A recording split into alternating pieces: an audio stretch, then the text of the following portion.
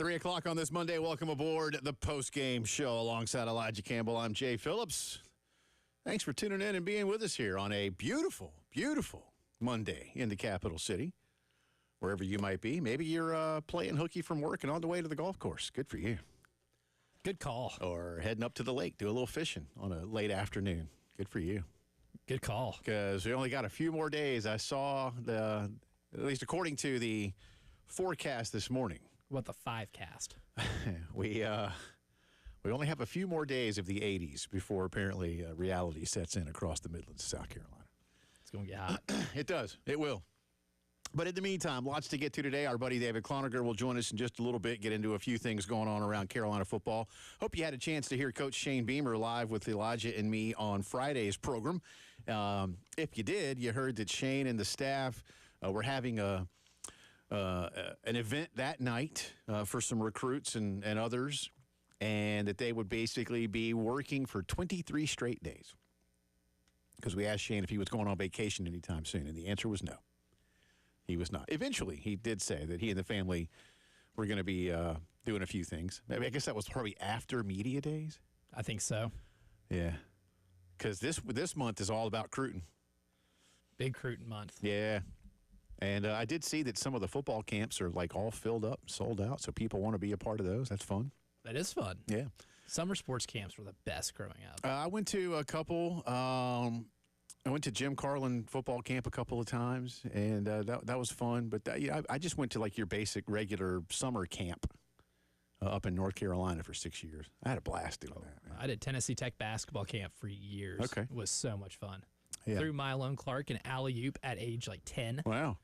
We were just messing around, and he was, people were like, who is Mylone Clark? Well, I don't expect you to know who that is, but he did win a collegiate dunk contest. So my wife will regale you with stories of Sylvia Hatchell basketball camp in Chapel Hill, but not so much because of what she and other, high school kids, middle school kids did at Sylvia Hatchell basketball camp, but it was around the time that Michael, was it Johnson that played at Chapel Hill?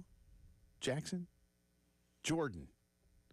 I was thinking of Michael Jackson. Yeah.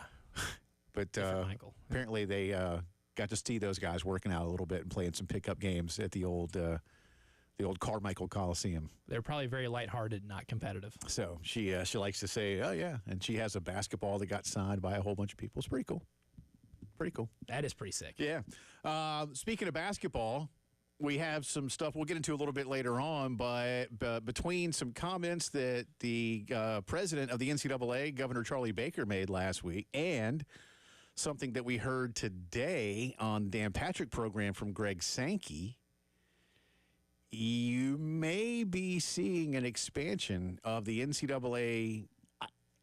I don't know if it's both or just the men's to start, but you may see an expansion of that event this coming school year, so next March.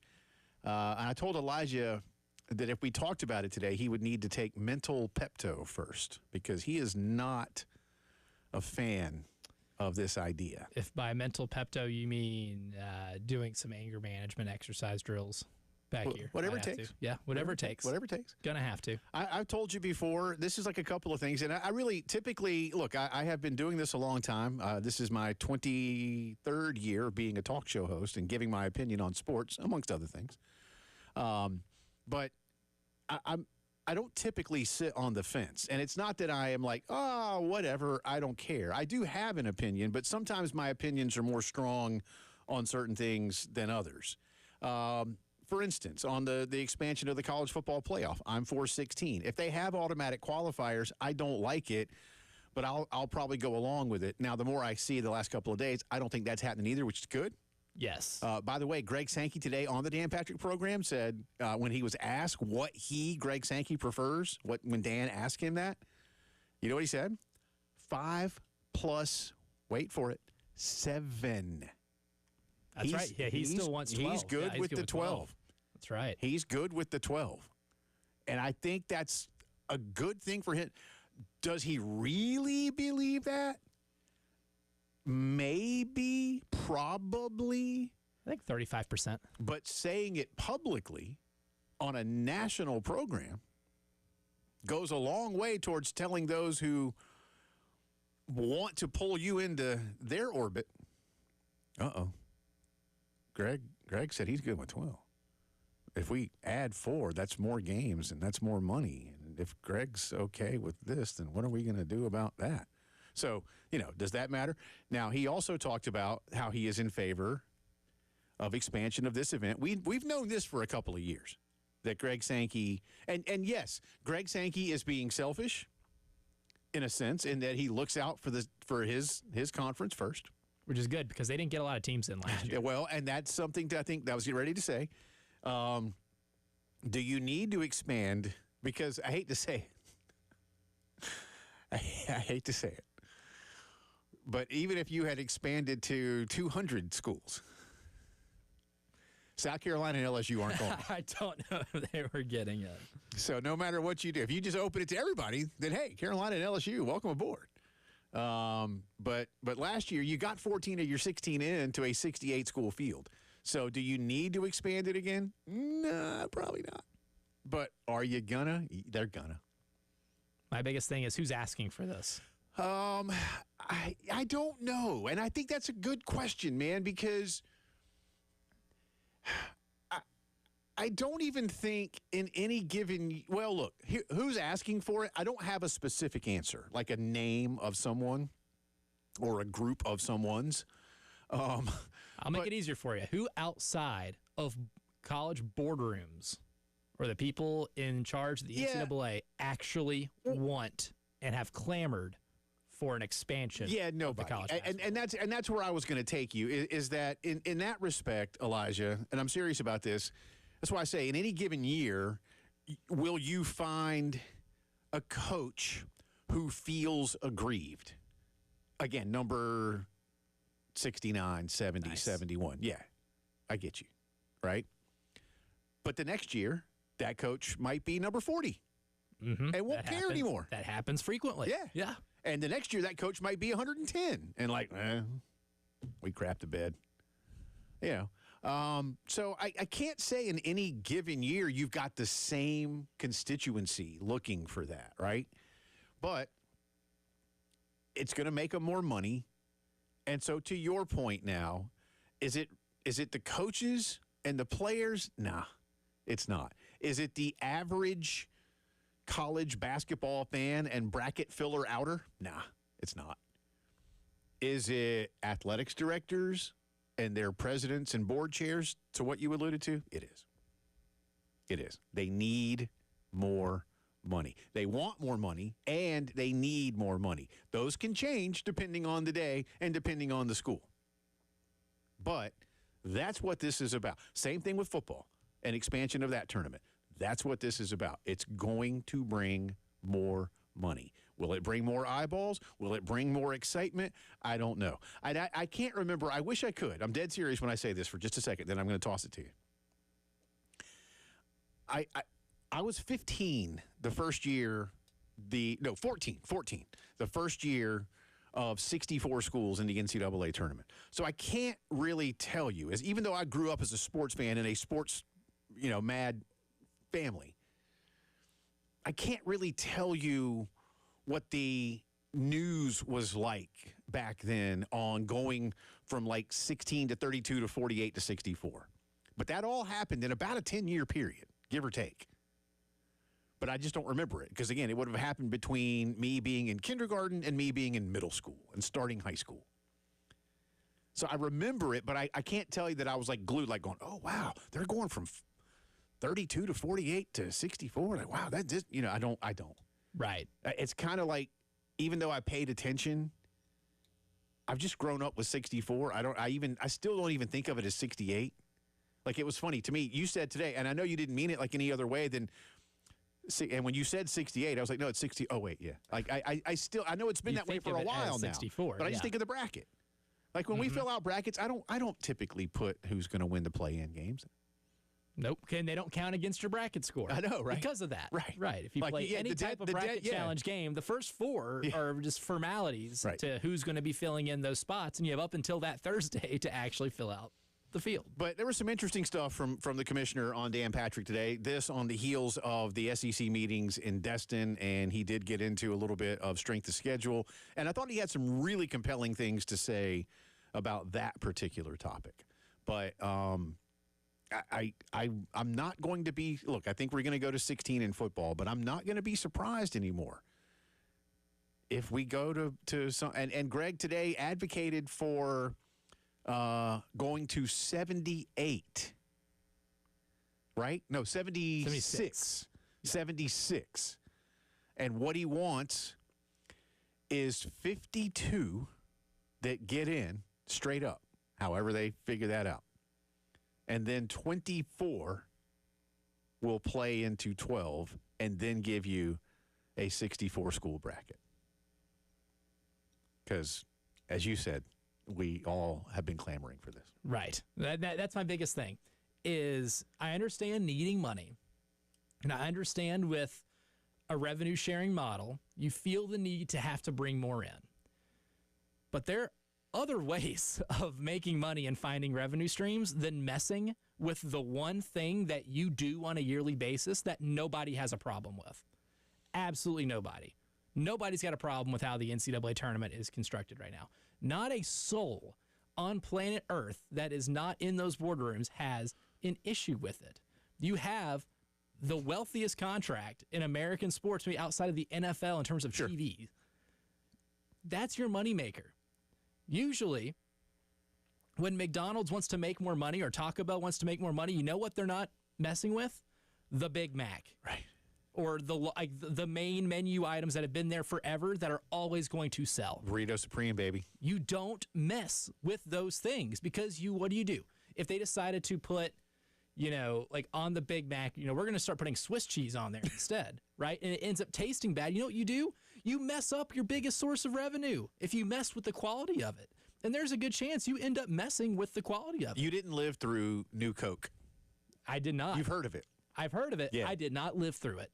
It was one of the bigger marketing debacles ever. Yeah, because you messed with your star product. You messed with the one thing that everybody loves and has a 100% approval rate. Yeah. You don't mess with those sort of things. I mean, it has become, and that's just it. Now, what does that look like? I mean, will we have those games played?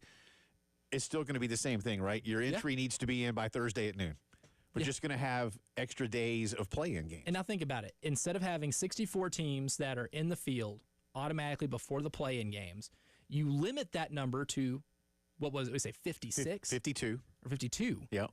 And now you're having what are really solid teams having to play in a play-in game before that. And who's going to do it? Coaches aren't going to like that. Coaches aren't going to like that at all. And who's playing? You and I have talked about it. I don't like the 16 games in Dayton. I don't think that's fair. Those teams won the automatic bid, and they should be in accordingly. The play-in games should be reserved for 10, 11, 12 seeds, whatever, at-larges. No AQs should have to go into a play-in round. None. Right. You win your conference tournament. You should be able to play at the largest stage. Now, and they'll tell us the reason they do it, and I get it, is because, then we'd have to make some of those 16-seed level schools 15 seeds. Okay. Fine. That's not my problem. So be it. That's your problem. And you need to figure that out.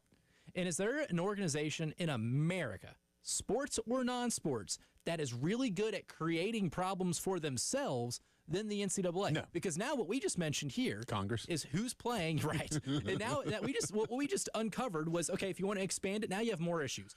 Who's going to play in the play-in games, right? Now you're going to make somebody else mad. Now you're tinkering with the product by also creating more issues for yourself than you previously had. You're really only making life harder on yourself. Instead of just taking the effort to find other revenue streams, you decide to try to mess with the one thing that has the best approval rating out of all of your events. There was problems with the BCS. That did not have a 100% approval rating. No, it did not. Yeah. The 14 playoff didn't have a 100% approval rating. Right. I get messing with those. And there was untapped potential with what you could make.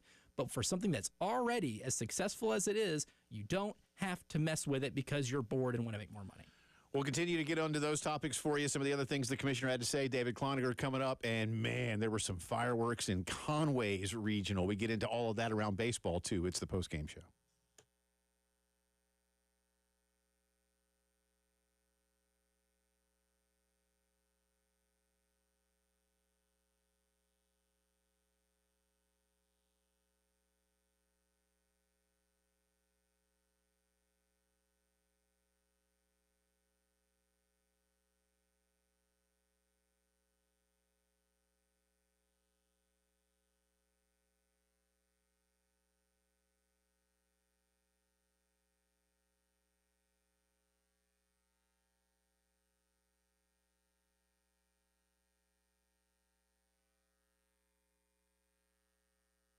Love telling you about Cato's Power Equipment. Can't tell you, sadly, from my own standpoint, that I got to use all my great Toro equipment this weekend from Cato's. Why?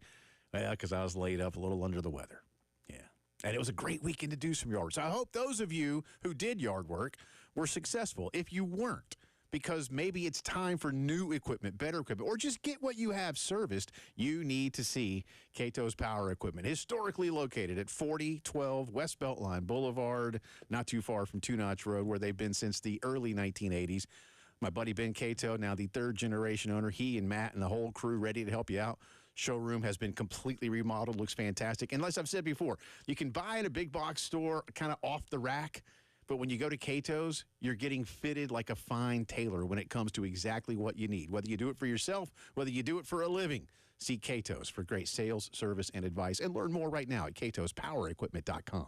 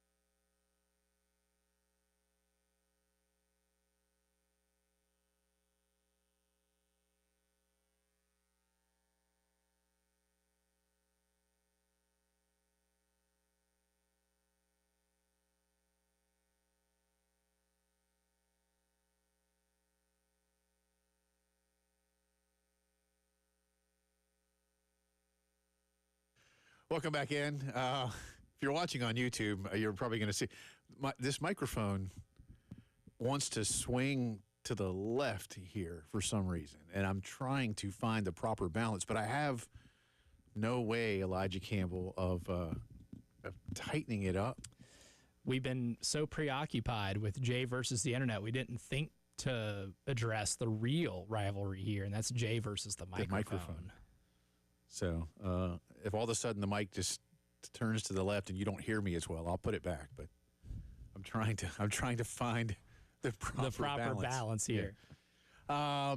Speaking of balance, I don't, weird segue, but for those of you who have been following the NCAA baseball tournament, tons of upsets this weekend. Tons. Not a banner weekend for the Southeastern Conference. No, it was not. 3 SEC hosts eliminated, including the numbers 1 and 2 national seeds. Oh, yeah. Your regular season champ got beat twice by a team from Conference USA, the Conference of Champions. So I can't really fault you there for losing to a superior conference. Sure. I'm sorry. Sure. But then your tournament champion getting beat by the Horizon League winner and getting no hit in the first game against said Horizon League winner. Well, and I believe Vanderbilt finally got a hit with runners in scoring position in the 9th inning yesterday. That was their first. They were 1 for 15 with runners in scoring position this weekend in their home regional. I think they were 4 for 28 in total with runners on base, if I heard. Yeah, they were bad. I mean, they were bad. They deserved to be beaten, and congratulations to Wright State, who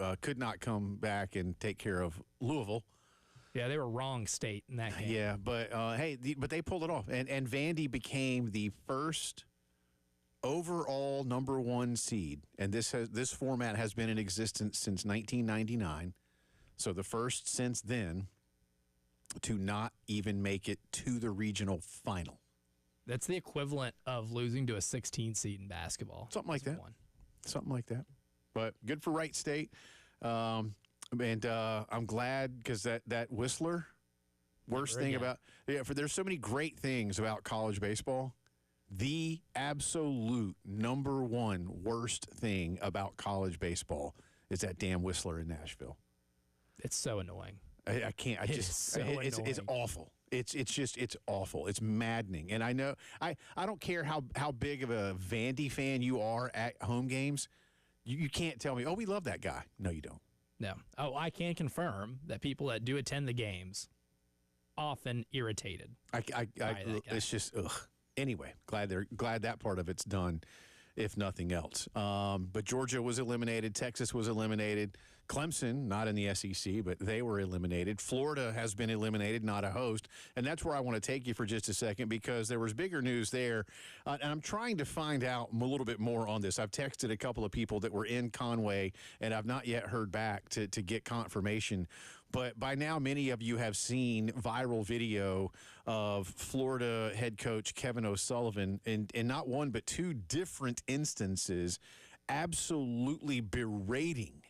And that's me being kind by saying that. But berating officials from either Coastal Carolina University itself or those who were designated by the NCAA as the site representatives and the liaison between all of the 4 schools and the NCAA selection committee and the home office. Florida, of course, got beat the other day to start the tournament. So even if they were the 2 seed, a lot of people, I'll raise my own hand, believed Florida to be the best team of the 4 based on how they'd been playing. I thought Florida would win that regional, again, based on how they had been playing. Red hot. And I know Coastal is very, very good and deserved. Coastal absolutely deserved to be the host. But Coastal and East Carolina on Saturday night just went really late. And the game didn't end until after midnight in Conway. So as Saturday turned to Sunday morning. And Florida in the losers bracket, but they had beaten Fairfield to, play the winner of that Coastal ECU game. Was then gonna move on or I guess the loser, right? No, sorry, the loser of that game, which ended up being East Carolina, at noon. And I suppose I don't know when. So this is the hard part for me. I don't know when the clubs were told, hey, your noon game's going to now start at 1. But you don't just, I've seen Florida people saying, oh, yeah, Coastal didn't even play. Right.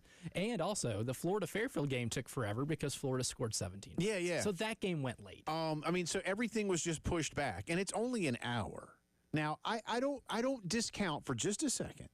I don't discount being upset about late notice of a game time change, but it's an hour. and both teams get that hour. So, okay, you tell your starter, hey, bud, just hold off on the warm-ups. All right, we'll get you going in your regular routine here in about 45 minutes or whatever. Right. But y'all, and I'm no prude, so I can let fly with language with the best of them, I promise. But I don't typically do it, and I certainly wouldn't do it in any type of official, professional setting. Kevin O'Sullivan, and again, by now many of you have probably seen it. If not, I think I've linked to it somewhere. You can find it. Just put I quote tweeted it. O'Sullivan Conway or O'Sullivan Coastal and F-bomb. I mean, it is every other word is F-bomb as he is letting these people have it, and they're just sitting there taking it. Good for them. Bigger person than I am. And then he did it again in front of the dugout to someone. Looks like a grounds crew member. Yeah. And so Kevin Schnall, who is the head coach of Coastal, after Coastal ended up eliminating East Carolina and winning the regional, this was last night, closed his press conference by really kindly and politely letting Kevin O'Sullivan have it and called him a bully. Mm-hmm. Said this is a national champion coach and a mentor of young people, and this is how he's acting. It was incredibly unprofessional. So I'm not defending him for the way he acted. I'm not even really defending him for being aggrieved because it's just, again, if they had said, hey, you're not playing until 5, Yeah. Okay. But, pretend for a second that there was a lightning delay, or pretend for a second that a brief shower just came over the area, or it's baseball. Mm-hmm. What does Crash Davis say? Sometimes you win, sometimes you lose, sometimes it rains. It was an hour. It's an hour. It's a slight inconvenience. Yeah. But it did not warrant the way he went absolutely nuts on those people. No, it absolutely doesn't warrant that. And what does that show your team? You had the slightest bit of inconvenience and you're deciding to melt down like that? Right. What does that show your baseball team? That, we have been struck with the slightest bit of adversity of having to play an hour later. And it's okay to just completely lose your you-know-what on the people that are running this. But is that why they lost by 7? Right. No. You lost to East Carolina because you're not better than East Carolina. You had 2 cracks to beat East Carolina. They beat you badly twice. Cracks at a 3-seeded team from the AAC, and you couldn't handle it. You had a 1-hour change in your game time, and you couldn't handle it. You have faced harder in your career as a coach. You've won the College World Series. Last year, you snuck into the tournament, and you made it to the College World Series. That's a lot more difficult than what you were tasked with this weekend. But instead of just rolling with it and saying, we're going to win anyway, you decided to act like a baby in public with cameras all around and show your rear end to God and all creation. Congratulations, man. Congratulations. Now you've made yourself look bad. Yeah. You set a terrible precedent for your team, and your team played like they were pouting about having to play an extra hour later. If nothing else, I use it as motivation to say, hey, look, they're doing this to us, and we need to go. Instead, you did that. And by the way, Kevin O'Sullivan, in his postgame, said, and I quote, I handled it appropriately. Yeah, for an 8-year-old, maybe. He said that, y'all. I handled it appropriately. Zero accountability. Coach, you know what you do? You did not handle it appropriately. You walk into that locker room and say, all right, guys, this is what's happening. We're playing an hour later. Look down at your chest. Look down at the jersey you're wearing. That says Florida. Yeah. They're not Florida. Right. We win national championships. Right. Let's go play like it. David Cloninger talking Carolina baseball and more around the Gamecocks when the postgame show returns.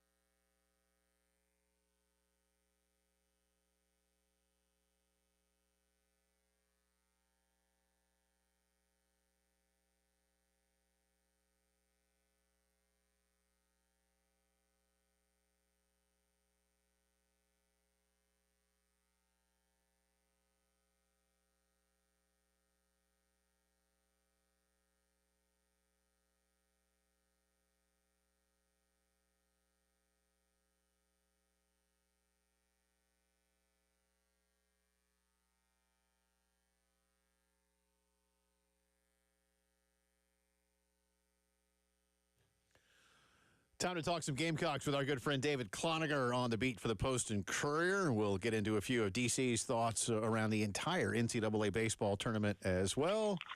And what David thinks about the fact that the Atlanta Braves have all but given up on the 2025 baseball season. But we'll see. Exactly. I had to start it with that. I mean, I just had a weekend of watching some really good, hard-nosed, competitive baseball, and then you have to mention those guys who play nothing of the sort. Yes. I mean, the only thing they do well is lose.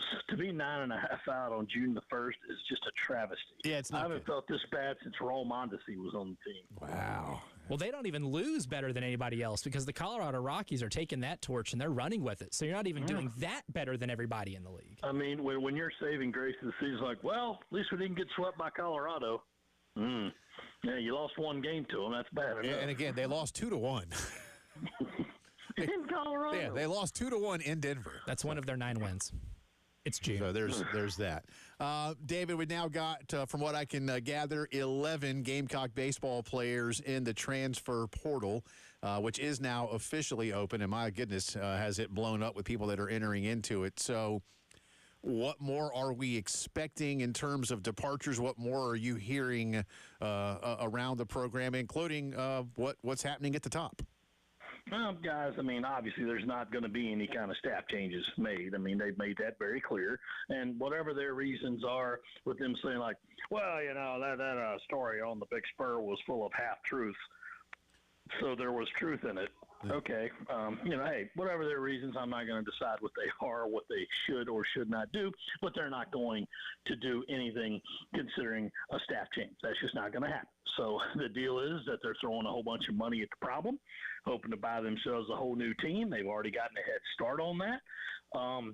I think it's going to be exceedingly difficult to buy an entirely new baseball team out of the transfer portal, but who knows? We'll see how much goes into that and just what kind of players that they brought in. There's been a couple of impressive names so far. As for the transfers, I would encourage everybody to say, well, you're not going to miss that guy that much. You can't judge anybody who's leaving by their numbers this year because their numbers were horrible across the board, you know. So what I look at is say, yeah, most of the 11, who have transferred probably or didn't have a good year, probably weren't going to play much next year. But Tyler Pitzer is going to be a weekend starter somewhere. Eddie Copper, if he gets healthy, will be a weekend starter somewhere. Nolan Nalaraki, if he gets healthy, will be a starter somewhere. Eli Jersenbeck, I mean, you know he's got the talent, but now it's like, man, 2 elbow injuries, you just don't know. I admit to being a little surprised just because I thought, well, I probably could stay here, take advantage of the rehab, the medic, that kind of thing, and see if he can get back home. But he decided to try his luck elsewhere. You hope certainly he can get back what he had. But, man, none of us have seen Eli pitch for 2 years. Right. So it's hard for me to say it's a major loss. But at this point, Jay, there will be others. There will be others, and there will be some notable names on them. And when you look at some of the baseball this weekend, David, I think there's a common theme that a lot of schools that did throw a lot of money into the transfer portal and maybe didn't build their teams that way but relied pretty heavily on it are no longer playing baseball right now, right? I mean, I think you can look at Texas as a perfect example, but when you look at how South Carolina is going to have to build the team, which is because when you have this many departures, you're going to have to rebuild through the transfer portal. What's maybe one thing that they need to look at a little harder or try to avoid becoming an underachiever once we get to this point? Well, that's the problem, Elijah. You can't really avoid the problem of saying, like, hey, we got to make sure that this guy can get along with everybody else in the clubhouse, because right now your clubhouse is pretty much bare. Mm-hmm. So you're just going to have to trust these guys can come in, can get along, can find the system, can handle the coaching, and be good with their teammates and produce, which is the main thing, and just hope that that will be the case. Obviously, you know, Texas, Vanderbilt, number 1 and number 2 national seeds are both knocked out. And I can't say it was because of their transfers, but it's also because you look for the quick fix, and sometimes the quick fix isn't there. So you have to try to balance that game, but in South Carolina's case, guys, it's like, look, you really don't have a team to put together next year. You got a first baseman, you got a third baseman, and they're both really good. Now, if Talmadge LaCroix can get healthy, okay, you got a pretty serviceable catcher back there. All right, there's 6 other spots on the field. What do you got? And right now the answer is not much. And David, at this point, is this going to be a longer process? I mean, is Carolina going to try and, I don't want to say poach, but, grab kids that are still playing? I mean, I've looked today, and my goodness, again, there are so many guys that have entered the portal, and some are from pretty good schools with pretty good numbers. What are you hearing about a timeline in terms of wanting this thing to be finalized? Well, guys, we all know it's against the rules for coaches to talk to players while they're still in season. So you can't do that. Sure. It's a real deterrent. Come on, man. Sure. Yeah, I mean, but there's nothing that says that agents can't already start having those conversations. I mean, we all know what the deal is. So I can't tell you with any authorities like, South Carolina's definitely got their eyes on this guy, but I guarantee you they've got a lot of guys' names that are still playing on a list of saying, we can maybe go after this guy, we can maybe get him. And if you've got the money, and they supposedly do, and you can overpay some of these guys because you kind of have to say, hey, come on down here and try to play for a program that just posted its worst season ever. You're going to have to do that. So you look at guys that you think you can get, look at guys who might not be playing or who are still playing and maybe put an asterisk beside them. And then you say, okay, don't try to overextend yourself by going after someone you probably can't get. Like right now, I would not waste my time going after anybody who's in the transfer portal from Virginia. Those guys probably entered because they're following their coach to Starkville. Yeah. So we'll see how that goes. And, yeah. And for those who didn't hear that, by the way, national champion Brian O'Connor, who has been to, 6, 7 World Series. Won a title. Has a title, has a runner-up, has today officially accepted the open job at Mississippi State. That's they announced that 67 minutes after MSU's final game of the season yesterday. Yeah. And, I know that it. I guess that means it was already in the works, David. Yeah. Oh, yeah. It never got off the ground last year because he had a really good team in Virginia. They went to Omaha. But I believe there was contact with USC and Brian O'Connor like, hey, would you be interested down here? And, hey, didn't happen. He had a great team. This year they didn't have a great team. And now he's in Starkville. So, okay. And meanwhile, also in the Super Regionals is Duke, led by Chris Pollard. So there's that. Yep. And by the way, Wake Forest is playing tonight. Yeah, too, Tom Walter in a do or die tonight at Knoxville. So yeah, and then I realize that stadium will be full of Tennessee fans, but I would have to think most of the rest of the world will be cheering for Wake because honestly, aren't we all better people when Tennessee loses? Well, that Notre Dame win a couple of years ago, I was like, man, I've never seen Notre Dame unify the college sports world more than when they won that game. You managed to do something impossible. You managed to make Notre Dame likable. Exactly. And then Link Jarrett went and took the job at Florida State, so he couldn't do it anymore. Yeah. DC, sit tight. I got more I want to get to around this entire tournament, including Clemson's elimination at home, Georgia's elimination. Did they lose? They did, yeah. And crazy. But it was close at least. Oh, wait. It might not have been. David Cloninger, Post and Courier, as the postgame show rolls on.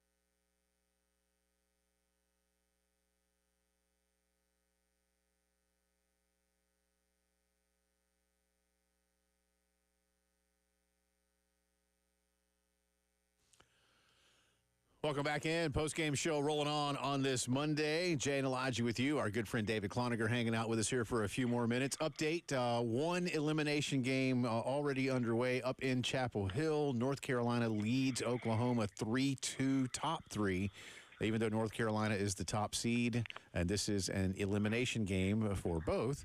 North Carolina is the visitor today. I don't much care for that, David Cloninger. I think when these games are even and you're the host, you should be the home team because it matters. But that's a topic for another day. Speaking of home teams, DC, do Carolina fans take any solace in the fact that Clemson was eliminated before reaching a regional final at Doug Kingsmore Stadium? That's solace, you round-heeled rookie. Sorry. Come on now. Obviously, how loud do you cheer when your arch rival loses when your team didn't even make the playoffs and had the worst season in history? That's not a question I can answer. However, I do know there are a lot of people who celebrated that yesterday. And when you ask them why, how can you cheer? It's not like South Carolina's playing. And they all offered a variation of the same response, which is, because I'm petty, son. And I get it. It's rivalry and everything is fun. And you do have to look at it and say, man, did that 2010 World Series just break something up there? I mean, it's crazy. I was talking with Ray Tanner a few weeks ago, okay? And he actually asked me and said, when was the last time Clemson made to Omaha? And I'm like, seriously, you don't know? He said, no. I said, 2010. And he looked at me and was like, it's been that long. I'm like, yeah. It's weird that you just kind of forget about it, that program, which has been pretty regular about getting to Omaha, just has not been in 15 years. And I know that, Eric Backus is up there saying, hey, we're going to get there. We're going to get there. We're going to get there. And I'm like, hey, man, don't take it so hard on yourself. I mean, the off-season, you can't win every year. And the off-season is a time to reflect, recruit, to rebuild, and, to polish your old national championship trophy. Oh, sorry. Yeah. Well, I think Kentucky was eliminated by West Virginia. Georgia eliminated at home, David. They didn't, that one surprised me a little bit too. They just didn't, they ran out of pitching. Vandy, Texas, you mentioned them a little bit earlier. Mississippi State has been eliminated. For 13 schools getting in, it's not been great so far. And to this point, only Arkansas and Auburn are guaranteed to move on with a lot of games still to be played. So certainly a mixed bag for the SEC at best. Absolutely. And, it's crazy. You never know what happens in a regional weekend. You do find out how good and how deep your pitching is. And if you go to a real high scoring or just lengthy Saturday game and you lose and you know that you've got to somehow pitch or patch together 3 games worth of pitching, a lot of times you're just not going to be able to do that on a college staff. You're built to win a weekend during the regular season, and that's 3 pitchers. So it is tough to do, but it is doable. So I'm looking at it and saying, is this the year Arkansas finally does it? That they finally go and bring home the flag? It could be. But right now, I'm looking at those UT San Antonio Roadrunners. Meet. Fear the beak, baby. Yeah. Because they're coming back with it. I've been to that campus. It's very nice. It's very lovely. I actually have a coffee mug from there. Yeah. So, yeah, I'm definitely a Roadrunners fan for the rest of the way. Why don't you bring us some? I'm a Conference USA graduate. What do you guys I like do coffee. with me? I like the Roadrunner. I'm sure. It's not the same color as the purple and blue Roadrunner on the cartoon, though. All right. It's got orange in it. So I'm going to make you pick one here. Who had the worst bedwetting episode between Vanderbilt and Texas? Because they're both really bad. One lost to a Conference USA team twice. The other got knocked out by a Horizon League team and also got no hit by that same Horizon League team through 6 innings in game. Yeah, I mean, obviously Texas had some problems with a bunch of storms wrecking their field beforehand, but looking at Vanderbilt, number 1 overall seed, and yesterday, what was it, a kid who had an ERA over 8 came in and one-hit them through 8 innings? And to make it worse, Tim Corbin decided to show every bit of his behind to a female reporter in one postgame. And Kevin O'Sullivan did the same thing at the Coastal Regional, cussing out some, I think it was the site rep and then the field guys. And I'm like, what gives you guys the idea that kind of behavior is okay? Both of you. I mean, do those 2 guys have some kind of Is there a common link, David? I don't know. I mean, it escapes me, but I was just like, guys, grow up. I mean, if you've got 3 rings between you, just settle things, but whatever, that's beside the point. But, yeah, definitely an interesting weekend. A whole lot of national seeds got knocked out, but I think that opens it up a little more. Remember, guys, the last time USC was in the College World Series, Kent State and Stony Brook were there with them. You like to see that kind of thing. Yeah, no, I definitely agree. And UTSA, man, they've got an opportunity. So we'll see. They play UCLA out in LA, so that could be interesting. DC, appreciate you as always. Best to the family. We'll holler at you here real soon. Sounds good, guys. Thanks for having me. That's David Cloninger, DCPNC on Twitter, postandcourier.com. Hour 2 of the postgame show, talking some football playoffs coming up. Meet.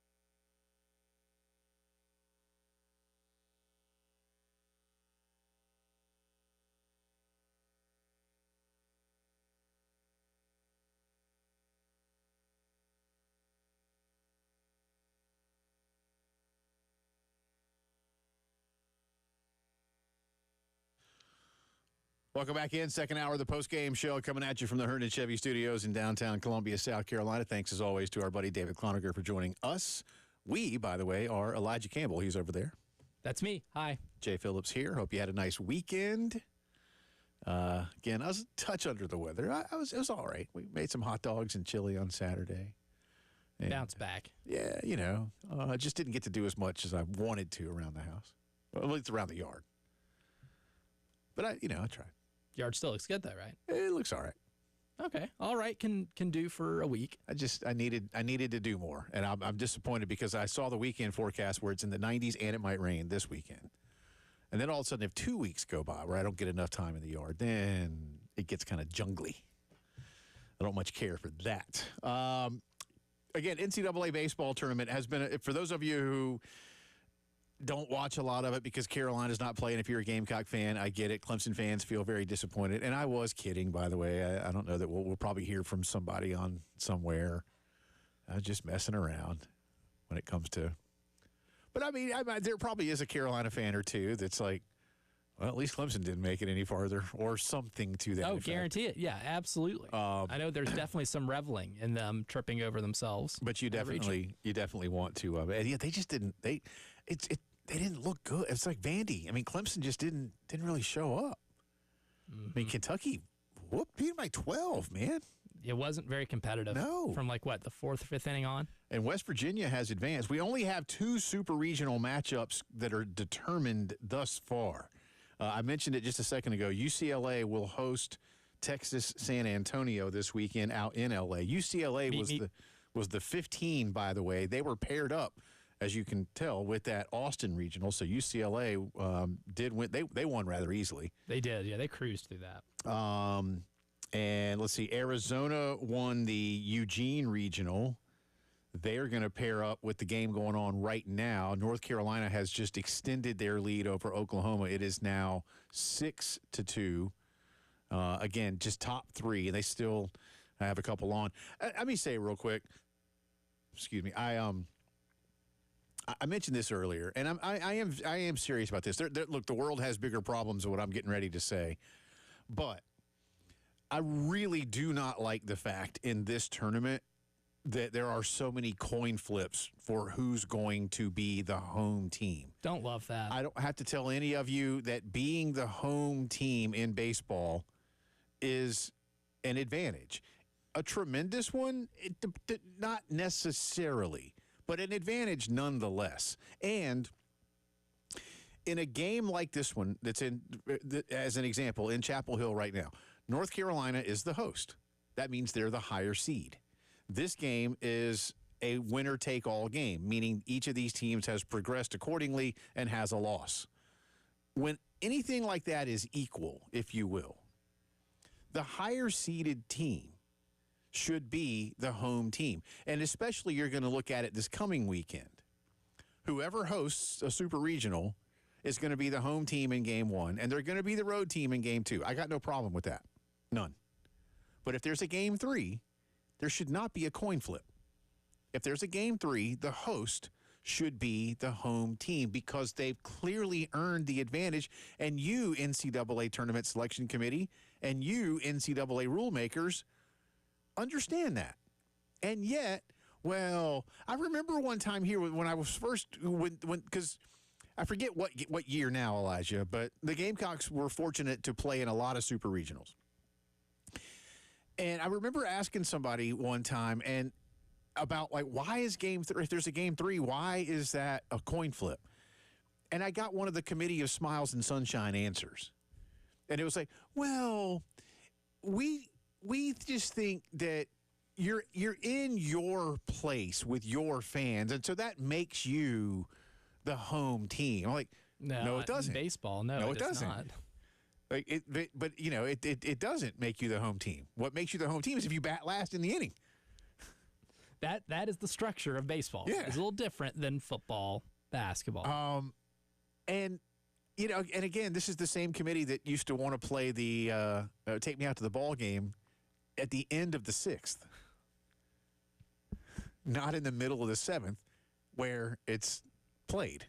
It's played in the middle of the It seventh. makes you question sometimes those who come up with the rules. Have you ever gone to a baseball game? No, I don't, and I do wonder. That's what I'm dead serious. Have you partook in this sport at any point in your life? But and again, I know there are bigger issues that perhaps need to be settled, but this is one of them that kind of sticks with me as a big baseball fan. There is an advantage to being the home team.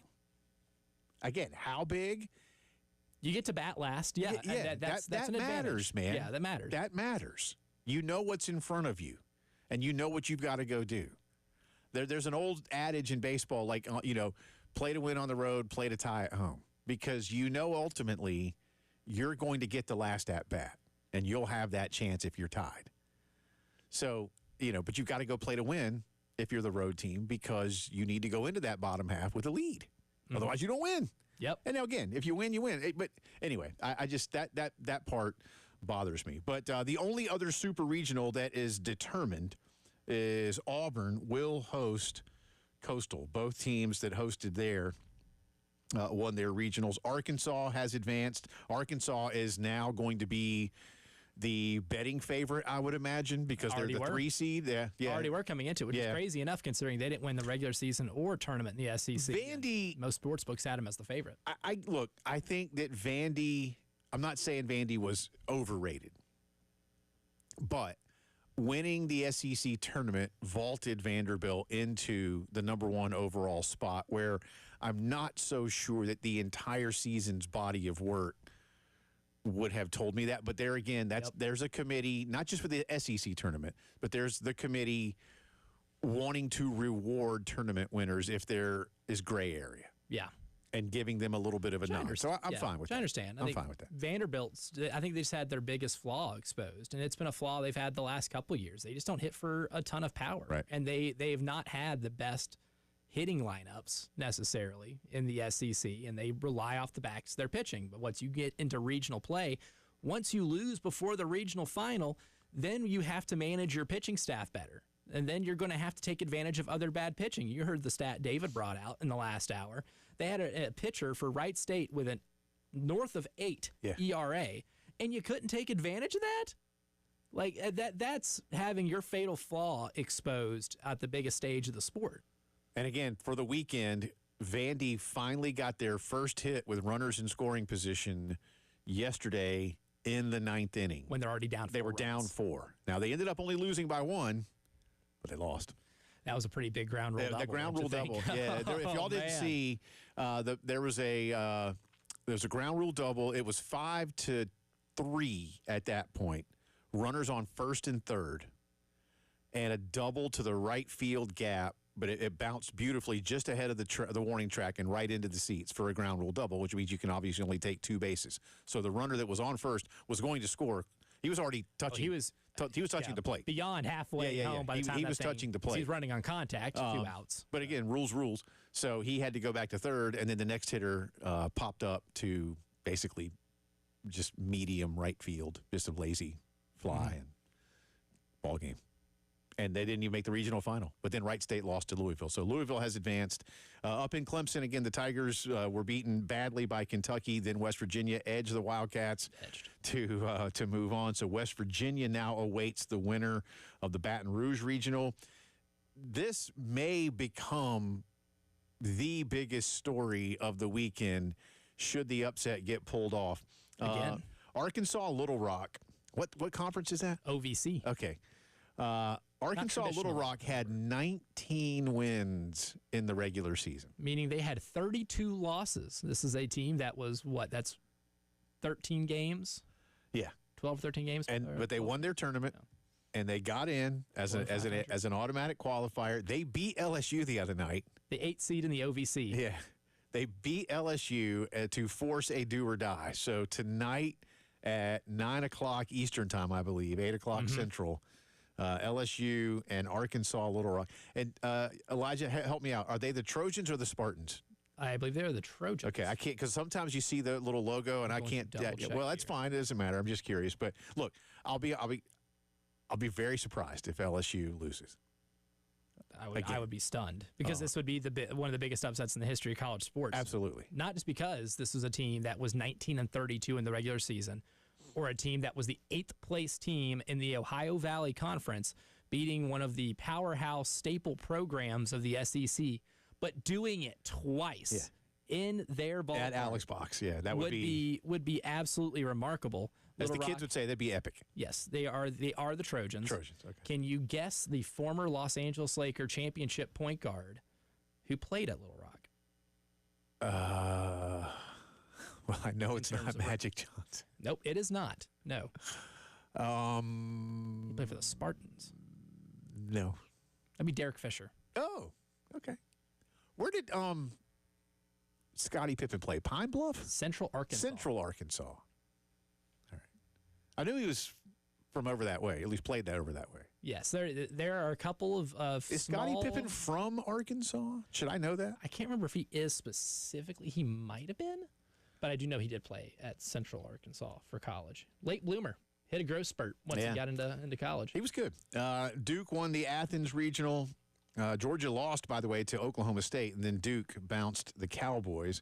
Ole Miss and Murray State will play tonight in Oxford. Winner moves on to see Duke. So possibility of Duke hosting if Murray State pulls off the upset. Doubt that happens, but you never know. Murray State, formerly of the Ohio Valley Conference. And yes, Scottie Pippen was born in Hamburg, Arkansas. Okay. Not Hamburg, Germany. No.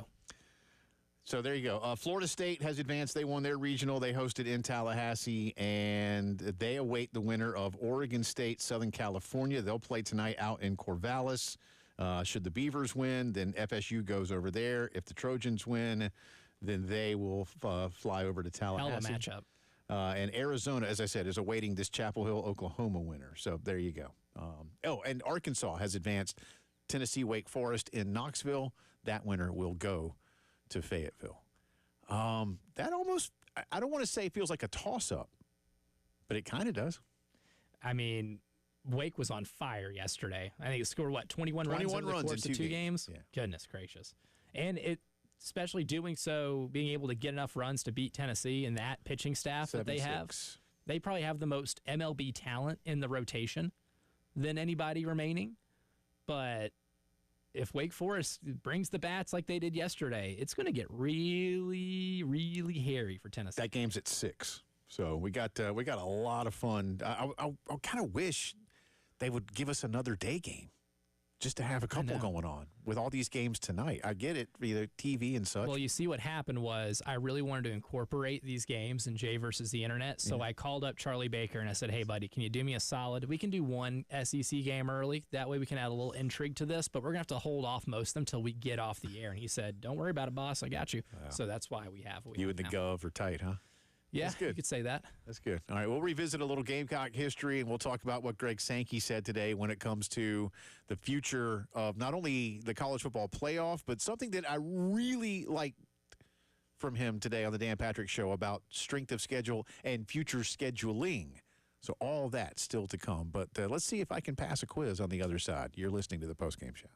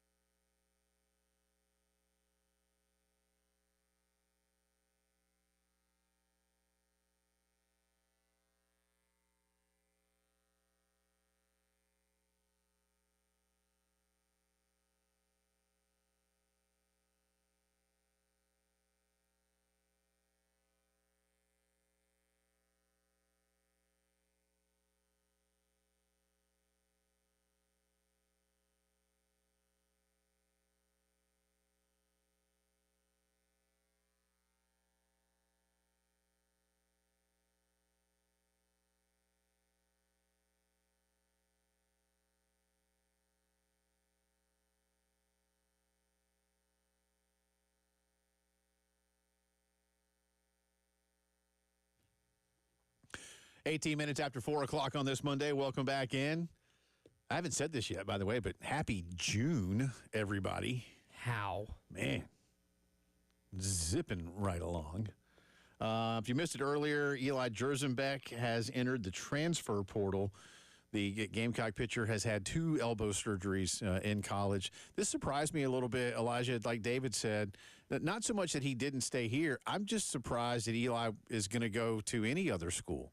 At this point, do you work with an agent instead and, put yourself in the draft and go ahead and get picked? I mean, I think somebody will take a look at you and want to help you rehab. I don't know what those kind of details are like. Mm-hmm. And maybe that's what surprises David is that, well, hey, at least here at South Carolina, the training staff and your whatever your doctors have been doing for you, and you've got a comfort level. Whereas going to another school, working with a new team of trainers and specialists, or doing it in the pros, could be a little trickier. But if you're going to choose one, I'm not like saying, "What are you thinking, kid?" It's not my arm and it's not my professional future. But I honestly figured, well, at this point, I'm not going to throw in college. I'll just go get drafted. I'll rehab and see what happens. But maybe you don't want to drop that far. It's a gamble. Yeah. And like all gambles, sometimes you take one because there is some unlimited upside. Like, let's say he transfers somewhere. I'm just going to pick a random mid-major. First one that popped in my head was Utah Valley, right? Let's say he goes to Utah Valley. He pitches well. They get into the NCAA tournament. He shuts out Auburn or something, on the road to pull off an upset or anything like that. And he shows that, he can go an entire year and pitch at a really high level. I think that would be very intriguing for like MLB teams to be like, you know what, maybe we can use a top 10 round pick or maybe a top 8 round pick on him, as opposed to taking him on the back end of the draft and doing the buy low type option. I don't disagree. Good luck to him. Just depends how risk averse you are. Yeah, but the transfer portal officially open now in college baseball. 12 Gamecock players have entered it. There are probably about as many that have basically made plans to come in through the portal. So this is certainly a give and take type of situation at this point in time. But we'll learn more on who's coming in the coming days. So real quick, let me get to Justin on the phone lines here this afternoon. Justin, how you doing, bud? Doing good. How about you guys? Doing well, bud. Hey, guys, at some point, South Carolina get to playoffs. And I'll tell you why I need to get playoffs, because fans are tired of bowl games. Because you got to get to playoffs to show your face, hey, we got to show we belong here. Well, I don't disagree. I don't disagree at all, Justin. And trust me, Shane wants to get to the playoffs too. Well, especially as close as you got this year. Yeah, and that's the next step. It's in a 12-team playoff, one more season. It's going to be very difficult. There's no doubt. And I expect a couple of the teams on Carolina's schedule to have improved. I may also anticipate a couple of teams on the schedule not to, but I'll tell you, of the 3 that I think may not improve all that much, Carolina beat them all last year. I'm thinking Missouri, Kentucky, Vanderbilt. I don't know how good Virginia Tech is. South Carolina's already like a 9 or 10 point favorite, whatever that's worth to you. I do expect Clemson to be – I thought Clemson was very good last year. Clemson won the ACC last year. They'll be better. That was a heck of a game, but they're better. They are better. Retained a lot on that roster. Alabama, I think, will be a little better, and I thought that was a really good game last year. Carolina had it, didn't quite get it done, went on a 6-game winning streak after it. I thought they learned a lot about themselves in that ball game, saw the emergence of a couple of things. LSU, I think, is going to be better, and you go to their building. Mississippi is probably not going to be better, but you go to their building. Mm-hmm. Oklahoma will be better, but they come to you. And at least Alabama comes to you as well. But it's still Alabama, and it's still Oklahoma. Oklahoma's going to be such a mixed bag. I don't know. I don't know. That's like one of the few teams when I was doing preliminary research of like these rosters going into the year, the one where I'm still at like shruggy man emoji when it comes to. I love that guy. That's when, if you ask me about Oklahoma, that's my response, because John Mateer, like the numbers, and you watch the film, it's all over the place. Like, I mean, that guy's the ultimate magic 8 ball for a quarterback. Like, you just shake him up a little bit, and it's either an elusive, like 25-yard completion where he scrambles out of pressure, or it's nothing. Speaking of the Gamecocks and the future, and this is looking way ahead, but Gamecock Central telling us through their national on-3 guys, and that's basically Steve Wilfong, who is their national recruiting guy, that Landon Duckworth, a quarterback from Alabama, a 4-star, who had committed and then decommitted, but is still in on Carolina. Wilfong thinks that he is going to be a Gamecock between Carolina and Ole Miss. And I don't know if, let me see here. If Ole Miss is interested in him, he's probably a really good quarterback because Lane can evaluate QBs pretty well. I don't see here when he's expected to announce, but National Signing Day. How about that? Yeah. National Signing Day, because that's when the commitment when turns pen goes to paper. Right. Yes. So there you go. Landon Duckworth. Take it as you will. National recruiting analyst Steve Wilfong believes he is a Gamecock lean at this point in time. All right, speaking of the Gamecocks, Elijah likes to quiz me on things I've seen. Are we still exclusively on football right now? Yes. Okay. Because there's so much. There is. So much to get to dive into. There is. There was some very prosperous years of South Carolina football, and 2010 was one of them. Do you remember where you were on November 13th, 2010? That is when they beat Florida and clinched the SEC East regular season title. Let's see. Now, that was in Gainesville, so I was not in Gainesville. I was in studio across the river. Okay. Yep. So you remember that one pretty well. Yep. So this one should be an easier one for you. We'll see. So we got 1, 2, 3, 4, 5 of them here, and you're going to tell me, obviously, over under. There's one, not a trick question, but it's a group question, like what I gave Langston the other day. Okay. All right, Marcus Lattimore in this game, he was Superman. That guy was awesome. This may have been the Marcus Lattimore game. I think so. This might have been it. Yeah. But did he carry the ball over under 38.5 times in that game? Oh man, I'm not necessarily because he went for like 210, right? Or is that another question later? Okay. Yeah, that's another one. So I hope you know the answer to that. Let's go over. Jay Phillips says over, and he would be correct because Marcus Lattimore touched the ball 40 times in that game. Yeah. 40 carries. Yeah. Now, with those 40 carries, did he go over under 207.5? I think over. I want to say it was like 210, 212, something like that, 215, somewhere in there. So I'm going over. Well, you nailed the total because it is 212. Okay. So it is over. Yeah, Look at you, 2 for 2. Yeah. It's amazing what sitting in the studio, Thank you. being attentive, has done for you over the years. Yeah. Now, here's a fun one. Over under 69.5% completion percentage for Steven Garcia in this game.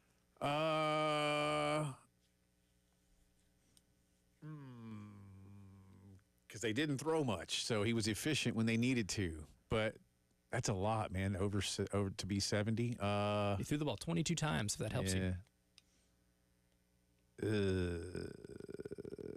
Yeah. Okay, you know what? What the heck? I don't remember. I don't remember. So I'll say over. Slightly under 68.2%. I should have gone. My gut said under, and I thought, well, 22 times. Maybe he was like 16 or 22 or something. What'd you say he was? He was 15 of 22. Yeah, right. So you're close. Your thought process got you closer. Close. That was a legitimate, educated guess. I can appreciate an educated guess. Yeah. Alshon Jeffrey, one of the best jump ball receivers in the history of the SEC. Over under 6.5 catches in this game. I'm not going to remember that either. Let's say he had 6, so under. Look at you. Yeah, right at 6. All right. Under is correct. He caught 6 passes. All right. Now, here's the group question. Stephon Gilmore, Melvin Ingram, DJ Swearinger. Which of these players forced a Florida turnover? By way of fumble recovery or interception? DJ, Stephon, Melvin? Yep. Stephon. That would be correct. Stephon Gilmore picked off John Brantley in that game. Man, he was good. You want a bonus one too? Yeah, let's do it. Speaking of our friend Alshon Jeffrey, Okay. made a pretty memorable catch in the Super Bowl. his teammate in that Super Bowl, is credited with throwing a touchdown or a 2-point conversion pass in one of the more famous trick plays in Super Bowl history. That would be Trey Burton. Trey Burton played quarterback and tight end at Florida as well. In this game, did he have over or under 2.5 receptions? Excuse me. Over. That would be correct. He had 3. He caught 3 passes in that game.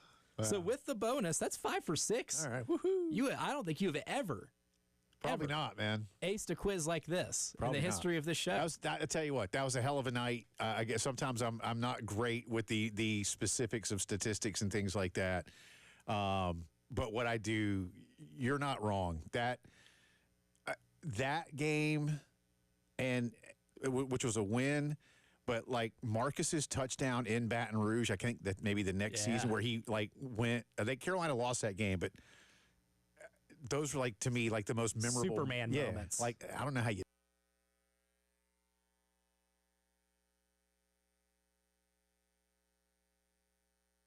I hope you enjoyed whatever you watch this weekend. And if you want to do it even better, call Integrated Media. I love my system at Integrated, especially when I had the college baseball tournament window up and all the games going on at once on a big, HD TV, so I could see everything that was happening. It was fantastic. Even watched that Scotty fella do a little golfing over the weekend. Pippen? Yeah, not him. But if you want to get ahead of the fall rush, now's a great time to call 803-948-8327. Maybe you want an outdoor system. Had somebody call me about one of those this weekend, actually. Don't you have one of those? Yes, I do. It's awesome, and that stuff can stay out there all the time. People have asked me, Jay, do you really work with those guys? Man, I couldn't live without Integrated Media, y'all. So when I talk about them, it is because I love what they have done for me, and I want you to appreciate it too. 803-948-8327. The best in home theater is my friends at Integrated Media.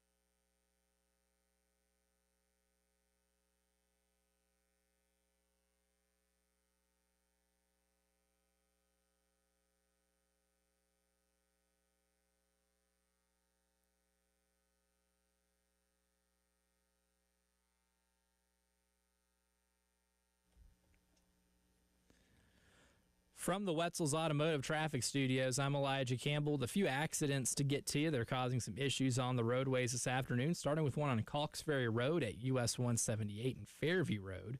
Got one on I-77 northbound that's over at the Blythewood Road exit 27. And lastly, a reported grass fire over in West Columbia on I-26 eastbound at I-77 and exit 116 is causing some traffic backup.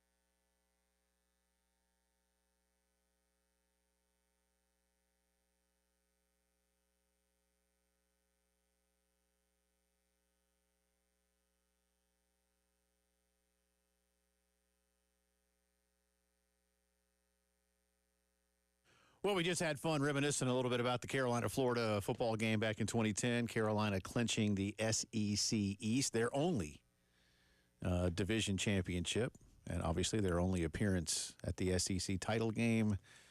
And they had to do it against that Newton fella. For a second time.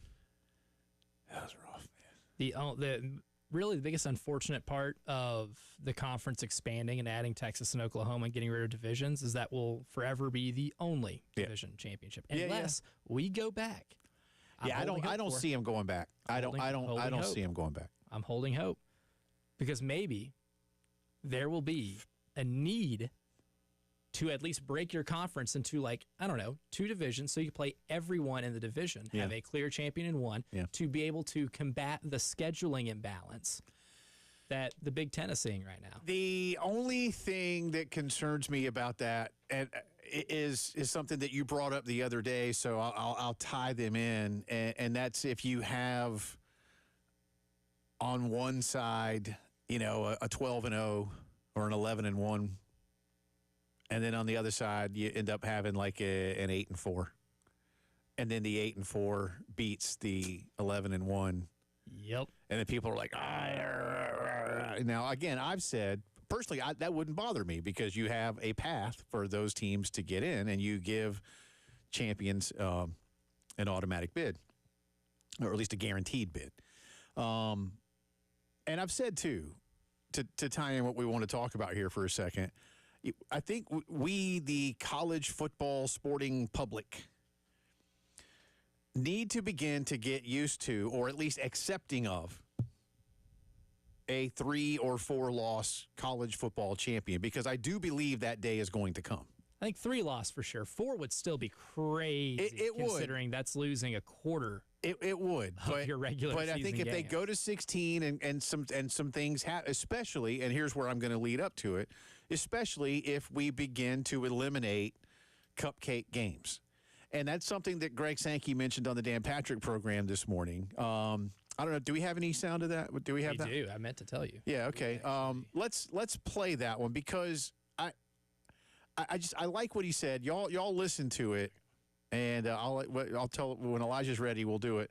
But I thought that his use of the word facilitate, especially, was important in terms of what we want to do and moving forward. But as I've said before, I am all for the Power Four only playing the Power Four. That's your division. That's your level. I think that's the right thing to do. I know I'm not alone in that. Heck, even Nick Saban has said things like that in the not too distant past. We should just only play games amongst ourselves. But here is Greg Sankey from the Dan Patrick Show this morning. I think a couple things. Let's go back to the college football playoff. So I've been the recipient of plenty kind of side comments about good of the game, whatever that means. And when programs, like when Wake Forest notifies Ole Miss the day before their first game of a home series that we're not playing the one back in Oxford, that's a problem. When Nebraska cancels an agreement to play Tennessee home and home, and cites, and I'm not criticizing their athletic director, this is a reality, cites the college football playoff selection process as a fundamental reason why, we have to understand the college football playoff selection process is threatening the regular season, not supporting it. Remember all those conversations people had about, hey, if you expand the playoff, you're going to diminish the regular season. I think there is something to that, I just think everybody missed that the regular season was being changed by the college football playoff. So point one is, whether people agree or not, I think the first issue that has to be addressed is the selection criteria incentivizing playing these highly competitive, highly desired games, whether that's non-conference or conference. That's one. The second is, I think conferences coming together to facilitate this scheduling is important. And I'll just take ourselves. We facilitate 4 end-of-year non-conference games last week of the season. We've had schools actually leave our league and come back, and we facilitated those games when they've wanted to play. So I think from my perspective, I'm happy for a coordinated conversation to try to get scheduling right. But I do think you have to go back to, at the forefront of everyone's mind is how decisions about the postseason are going to be made. And Dan, that's a point I've made more subtly than of late, and more directly in the most recent comments, because I do think that leads the agenda of what must be addressed in college football scheduling, is how this postseason selection guides people's thinking. That was Commissioner Sankey this morning on the Dan Patrick program. Those 4, of course, Carolina, Clemson, Florida, Florida State, Georgia, Georgia Tech, Kentucky, and Louisville. Dan also led that question with, seeing rivalry games going away, the talk of Southern Cal and Notre Dame. And Dan mentioned Oklahoma, Oklahoma State, the Bedlam game, which went away. Again, kudos to the Oregon and Washington schools for keeping their end-of-year rivalries intact, as some of those schools left for other conferences. And then Elijah as well, when he said conferences need to facilitate this. Again, this is where I would spend a lot of my energy, were I the commissioners, the 4 commissioners at this point in time, and Mr. Bavacqua from Notre Dame. And Notre Dame, by the way, is on the record publicly. We do not want to stop playing Southern California. Southern California hasn't said we will stop playing Notre Dame, but it's certainly been hinted at. And then we did hear, in a much lesser important move, Kentucky say, hey, if we go to 9 conference games, we might not be able to play Louisville, which, again, is just one of the more absurd things that you might hear when you stop and think about it for a minute. But not a serious program. It's I mean, if you're not going to play Louisville in football, then what are you doing? Seriously. What are you doing? Like, buddy, your schedule's not that's not what's keeping you out of the playoff. No. And you would never hear the head coach at South Carolina, nor would you ever hear the head coach at Florida, whomever that person may be for generations to come, say, I don't know if we can play Clemson. I don't know if we can play Florida State. You'd never hear that. Ever. You'd never hear that. Anyway, facilitate. This is what we're talking. You and I have mentioned this, and I'm glad Greg is saying these things publicly. Let's get together. It doesn't just have to be an SEC Big Ten challenge. Let's rotate them around. Mm-hmm. Let's have an SEC Big 12, an SEC ACC, whatever it might be. I don't care. Let's do that. Again, I'm happy. Some of you aren't, by the way, but I'm happy that Carolina is going to play home and homes with Miami and North Carolina and NC State, in addition to playing the annual game with Clemson and Virginia Tech this year on a neutral. But I'd like to play VPI every year. Let's play Georgia Tech more often. Let's go back and play Florida State more often. Schedule a couple of games at West Virginia. Things like that. Some Gamecock fans that push back on me, Elijah, said, so you want to play Ohio State and Michigan? No, and they don't want to play you. I'm not saying you have to. Yeah, Ohio State doesn't want to play South Carolina because what's in it for Ohio State? If they lose, oops. And if they win, so. Ohio State would rather play Texas or Georgia. And I get that. I want Carolina to play Oklahoma State, Baylor, Minnesota, Utah, Arizona. Give me that level of game where you are. Give me a couple of them. And yes, keep Clemson. And yes, give me Georgia back on the schedule. Yes, I want these things. If you win those games in September and those teams end up turning around and being great, you know what that does? It helps you. Yeah. And if you lose it and they end up being great, guess what? Also doesn't hurt you. It doesn't hurt you. Because here's the thing about what Greg Sankey said that I don't necessarily understand. I was like, what proof do we have that scheduling hard out of conference is not incentivized? Yeah, I think they want larger samples because you and I have touched on that. And again, South Carolina, Mississippi, and Alabama were in the discussion because of their schedule strength. South Carolina had an amazing win on the road against the team that ended up being the ACC champion. How much did that matter? I'm not sure. It mattered. I'm just not sure how much it mattered. But if we could eliminate any of these questions by simply having the samples, and again, the only real way to do it is to have a round robin. And even if we had 70 schools, okay? Impossible to do. Yeah, we can't do it. We can't play everybody. But you can find ways to have nothing but high-level games, thus giving you a clearer indication of who your 16, quote, best teams are without listening to anybody anywhere complain, cupcake this and cupcake that. I love cupcakes. I don't want them on the football schedule anymore. Yeah, I don't know what the equivalent is. Granola bars. Hey, granola bars are great, man. T-bone steak. I don't know what the equivalent is to move out the cupcake. But let's find a way to do it. Something delicious. All right. What's next? Jay or Nay is next. Let's do it. Jay.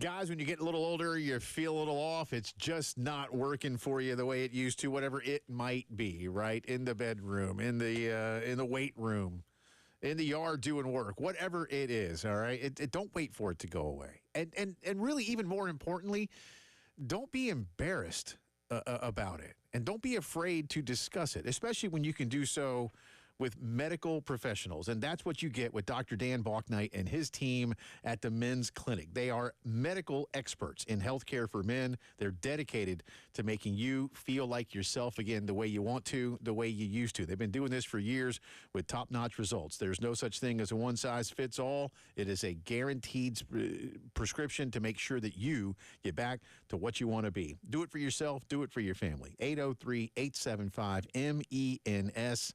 The Men's Clinic SC.com.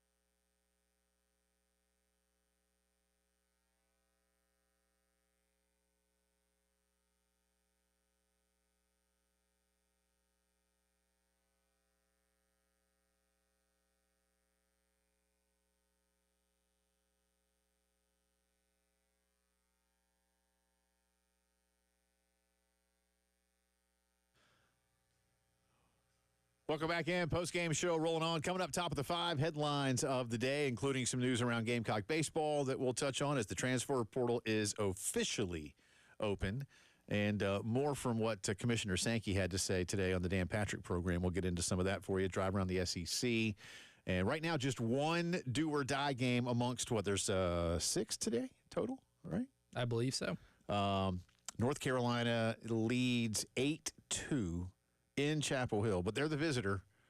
Again, I've already gone on that rant, so I won't do it again. Somehow. But, yeah, the first of 6 do-or-die games for teams to get into the Supers or see their season end. In the meantime, game show music can only mean one thing. Yes. It's Jay or Nay. Oh, man. And a lot of college baseball in this one, so buckle up. Jay or nay, if you bring up sweeping South Carolina in March, unprompted in your post-game presser after losing ugly at home to end the season, you didn't have much to be proud of this year. That's a J. Yeah. Did I guess Eric Bakich did that? Twice. Twice. Unprompted. Ooh. Well, I get it's a rivalry. you gotta do something. But that wasn't much this year. You may as well kick them while they're down. So if that makes you feel better of getting absolutely blasted by 12 runs, the man. 12th place SEC team this year. 12 runs. Lost by 12 runs. Yeah, that wasn't close. Didn't make a regional final in your ballpark. Yeah, it's not tough. great. It's And tough. I guess So yeah, that's hard. not good. Not good. Felt odd. Now, if South Carolina was the SEC champion, yeah, Yeah, yeah, yeah. absolutely. I'm hanging a banner, buddy. Absolutely. Yeah, absolutely. But I don't know if I'm doing that this year. Probably not. All right. Texas vomiting on themselves twice versus UTSA was more embarrassing than Vanderbilt vomiting on themselves against Louisville and Wright State. A lot of puke. Okay. Yeah, Jay. Yes. I look. San Antonio won 40-something games, and I know that's. I mean, it's Texas, the state of, and there's tons and tons of fantastic talent. But you're Texas, and you're at home, and Louisville at least is a really good program. Now losing to Wright State, you shouldn't have done that. With a starting pitcher with an 8. Yeah, ERA. and he was just dialed in, man. And look, you know what? That was kind of cool. Like he knew this was the biggest opportunity of his life, and he took it. So good for you. Yeah, I think I honestly, Elijah, yes. I despite Wright State's level of play relative to UTSA, Texas had another shot at him, as you pointed out, and they didn't get it done. So Twice. Yeah. So Texas is in my opinion, a worse loss than Vandy. Especially considering they were the SEC regular season champs. And Jim Yeah, I think Schlossnagle Texas did is a go on better the record. baseball team. Again, Vandy got hot late and got the nod. I don't believe Vandy is the best team in baseball, and that's what the number 1 overall seed probably should be. Yeah. They're the hottest team going into the tournament, but Texas and Arkansas are both better than Vanderbilt. But Texas has gone too, and now Arkansas is the best team standing. Jim Schlossnagle said that winning the SEC would be harder than winning the national title. That aged very well. He got freezing cold taked for that one. All right, Jay or nay, after dropping 2 of 3 against Boston this weekend, it's over for the Atlanta Braves. They're cooked. That's a nay, but as you can tell, that comes with some resignation in my voice and in my mind. The Braves they can't score, and they have a terrible bullpen, man, and that's a bad recipe.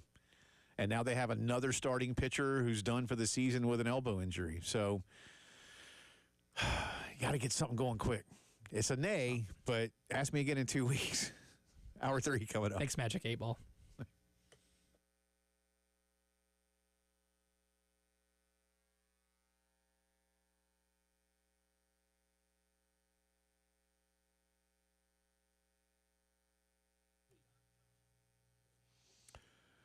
All right, so listen, final week here of nice and comfortable temperatures for this part of the world, because it does feel like starting next week and into the summer and beyond, it's going to be hot. So last chance, no, but best chance to call AAA Heating and Air and make sure your system's ready to go. Yeah, 803-677-1500. When is the last time you've had your air conditioning system looked at?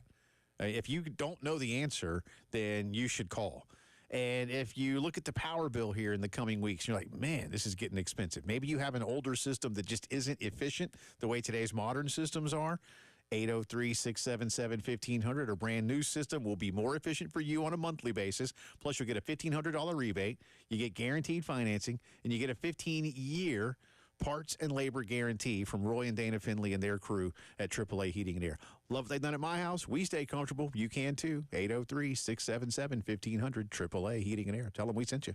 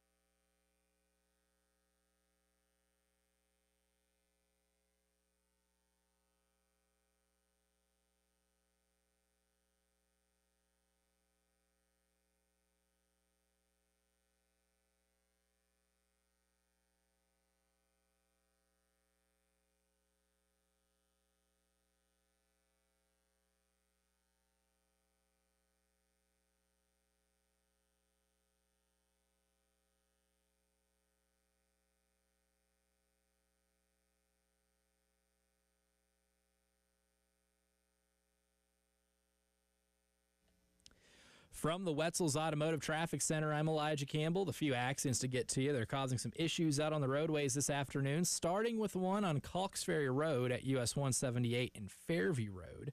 And we got another one on I-77 northbound at Blythewood Road near exit 27. Also have reports of a grass fire over near West Columbia on I-26 eastbound. That's over at I-77 near exit 116, and that too is causing some minor traffic backup.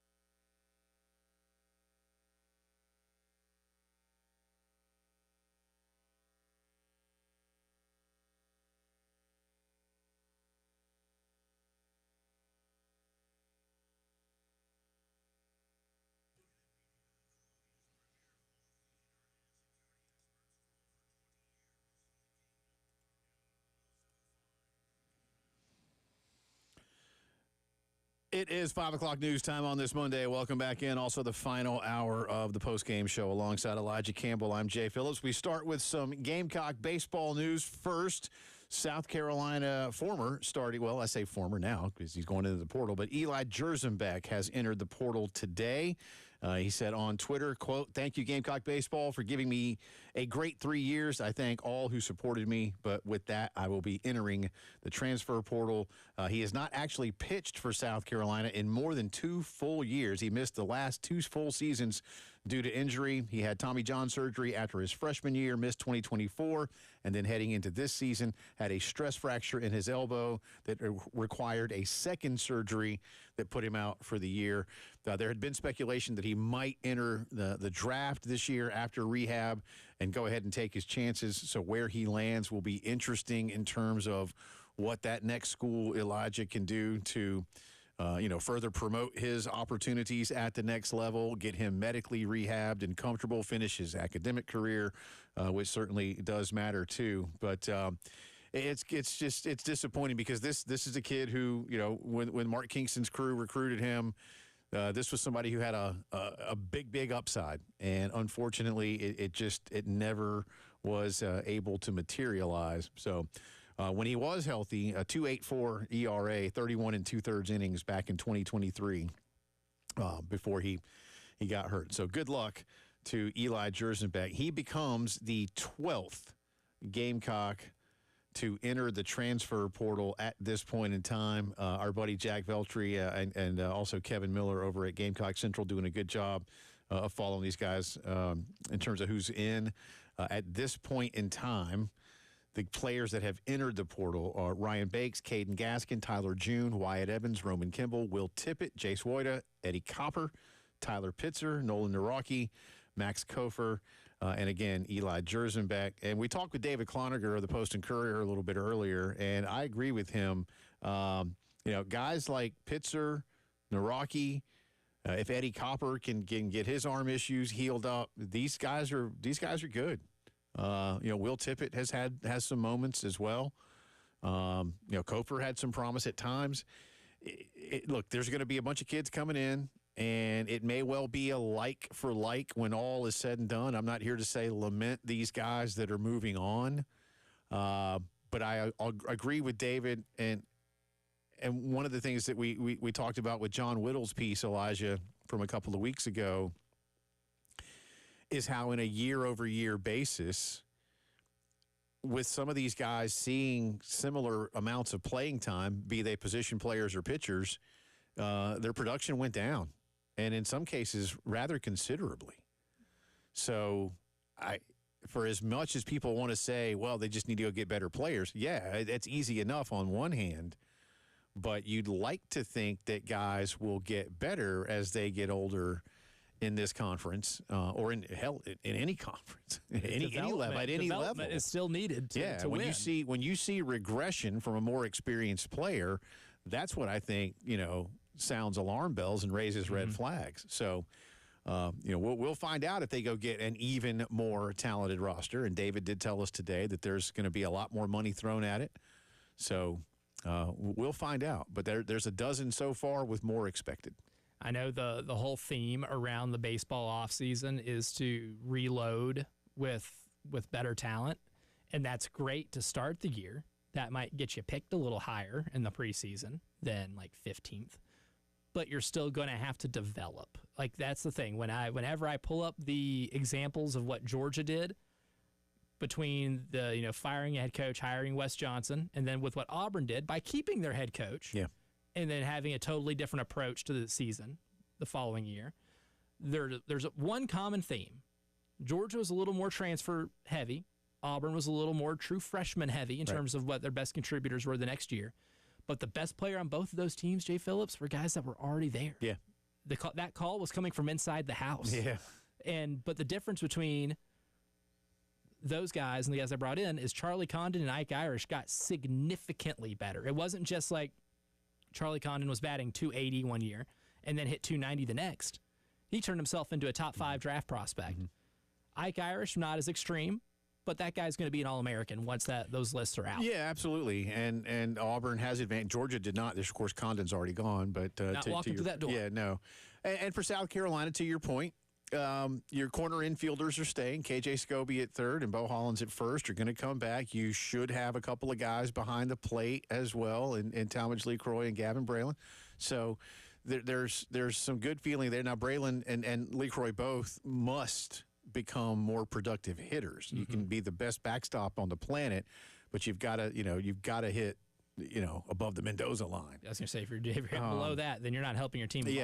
Or at least find ways to get on base in other forms. And you'd like to believe that there's the opportunity to again continue to develop, but we'll see. And again, part of John's piece was concerning for a lot of people, that it felt like maybe some of the developmental tools that are at the University of South Carolina's disposal are not being utilized to their fullest.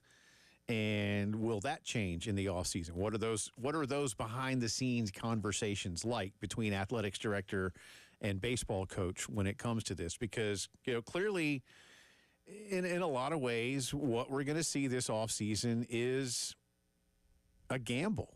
Again, I do understand keeping a coach after just one season, especially a coach who has the resume that Paul Mainieri has. That said, to your point a minute ago, unless you just bring in a bunch of dudes who were starters all over the conference or all over the ACC, and I don't think that's going to happen, but hypothetically, you're going to be picked 15th next year. I just, if you're anything higher than 12th, I'll be really surprised. Now, again, a preseason projection doesn't mean jack squat. You got to go play games.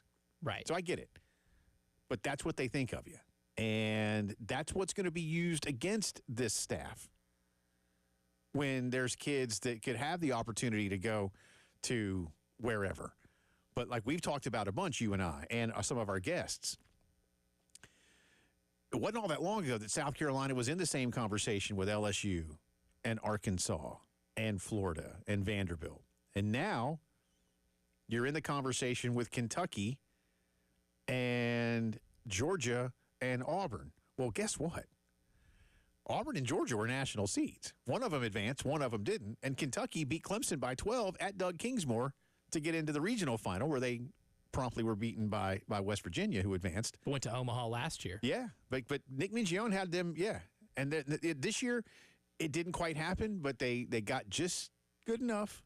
But they beat Clemson, who was a really good team. Overplayed their seed expectation in the regional.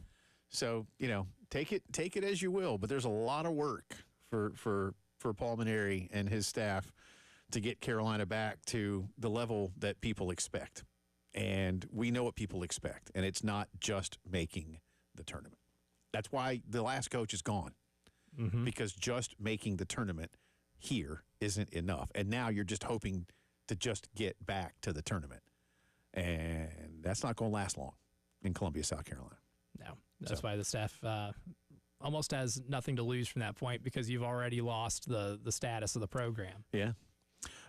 Speaking of Paul Mainieri, indirectly, one of his former top assistants, who has now become one of the best coaches in all of baseball, Brian O'Connor, is leaving the University of Virginia and will become the new head coach at Mississippi State. Coach O'Connor, of course, has both won and lost a College World Series final. He has been at UVA for 21 years. He made 7 trips to Omaha, including last season. 2024. 3 years. Is pretty in fact, he went in 23 and 24. So for someone who's been around a while, again, like Dave Van Horn, like Kevin O'Sullivan, like Tim Corbin, Coach O'Connor. Now, this season they weren't quite as good. But again, you're not going to do it every year. Not in today's world. Underachieved. But they did. They did. Number 2 preseason? Yeah.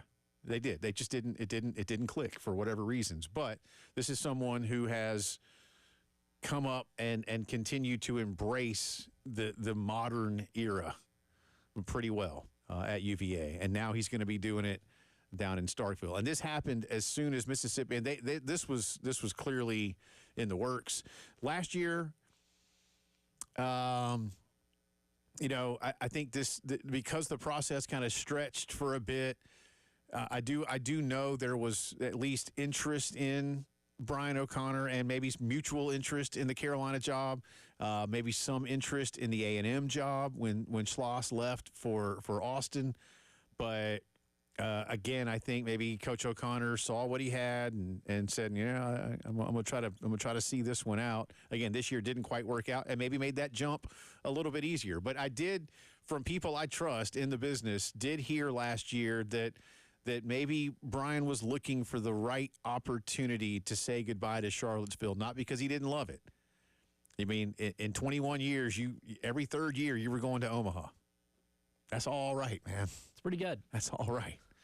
And a bunch more supers, too. So now he does it at State. I think this is a fantastic hire. That's a home run, pun slightly intended. Yeah. I think that's about as good of a hire as Mississippi State could get.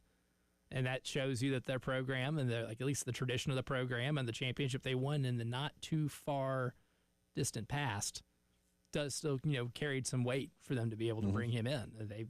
I don't know how much he's going to be making. I haven't seen that part yet. I don't think it's been released, but yeah, I haven't seen that either. My gut says he probably is going to make in the 1.5 to 2 range. I would say 1.5. My guess, I'll even go a little higher. I think they'll probably put him 2.3. I don't know, maybe. Just because the way the market shifted. Yeah, and Tony Vitello is making 3 a year. Yeah.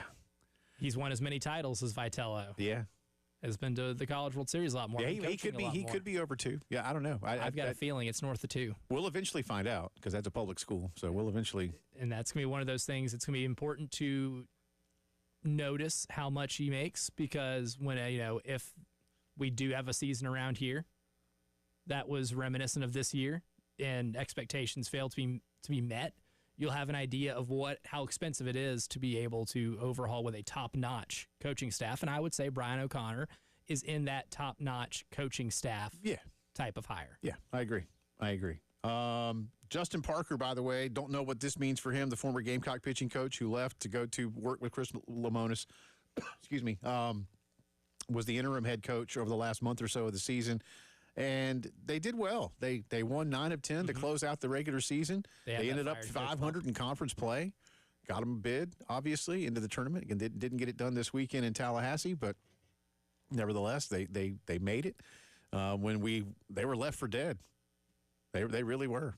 And again, with Lemonis, I'll be curious to see what happens with his career ultimately. This is a man who, did really good things at Indiana and won a national title at state, but for whatever reasons, the recruiting just fell off. I don't know if it's a relationship thing or what. Maybe a change of scenery will benefit him, but I don't see him having any problem getting another job. He'll get a job. Of that resume. I mean, he achieved a lot of success at Mississippi State, including the title that they were so badly. Well, and he worked with Dan McConnell, and he's got a good. He went to a World Series as a player.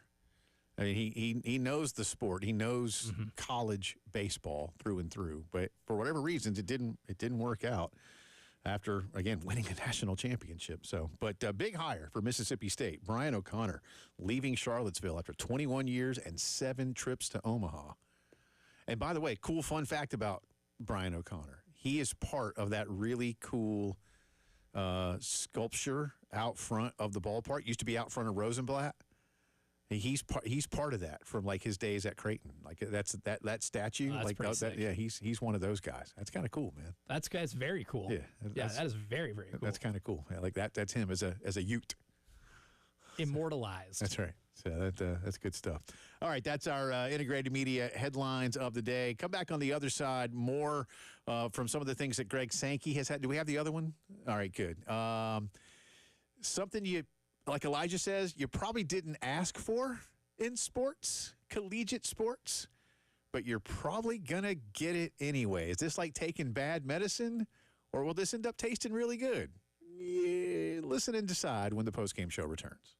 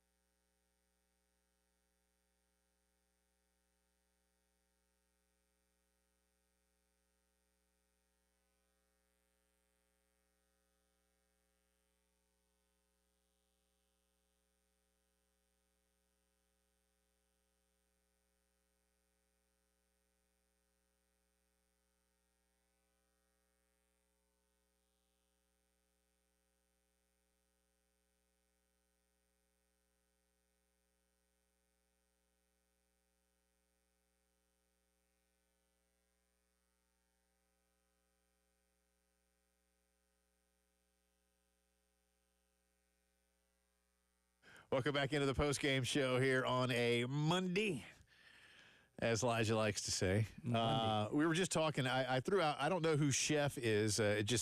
But I threw out something earlier. This guy has 103,000 followers on Twitter. But I saw this morning, and there's just a picture. It's a really nice picture of two big platefuls of grilled smoked sausages. They look fantastic. I want to eat them right now, but sadly, it's a two-dimensional picture on a screen. But if they were here, you wouldn't be able to understand what I'm saying. But he put on there, like as a caption, just one as a question: mustard or ketchup? ? And I replied back, many others have. I said, putting ketchup on smoked sausage should be a finable offense. Because, and I was joking with Elijah that someone who works with us, we were at our golf tournament, and Rock and the crew had some delicious, like, smoked onion sausages. Oh, yes.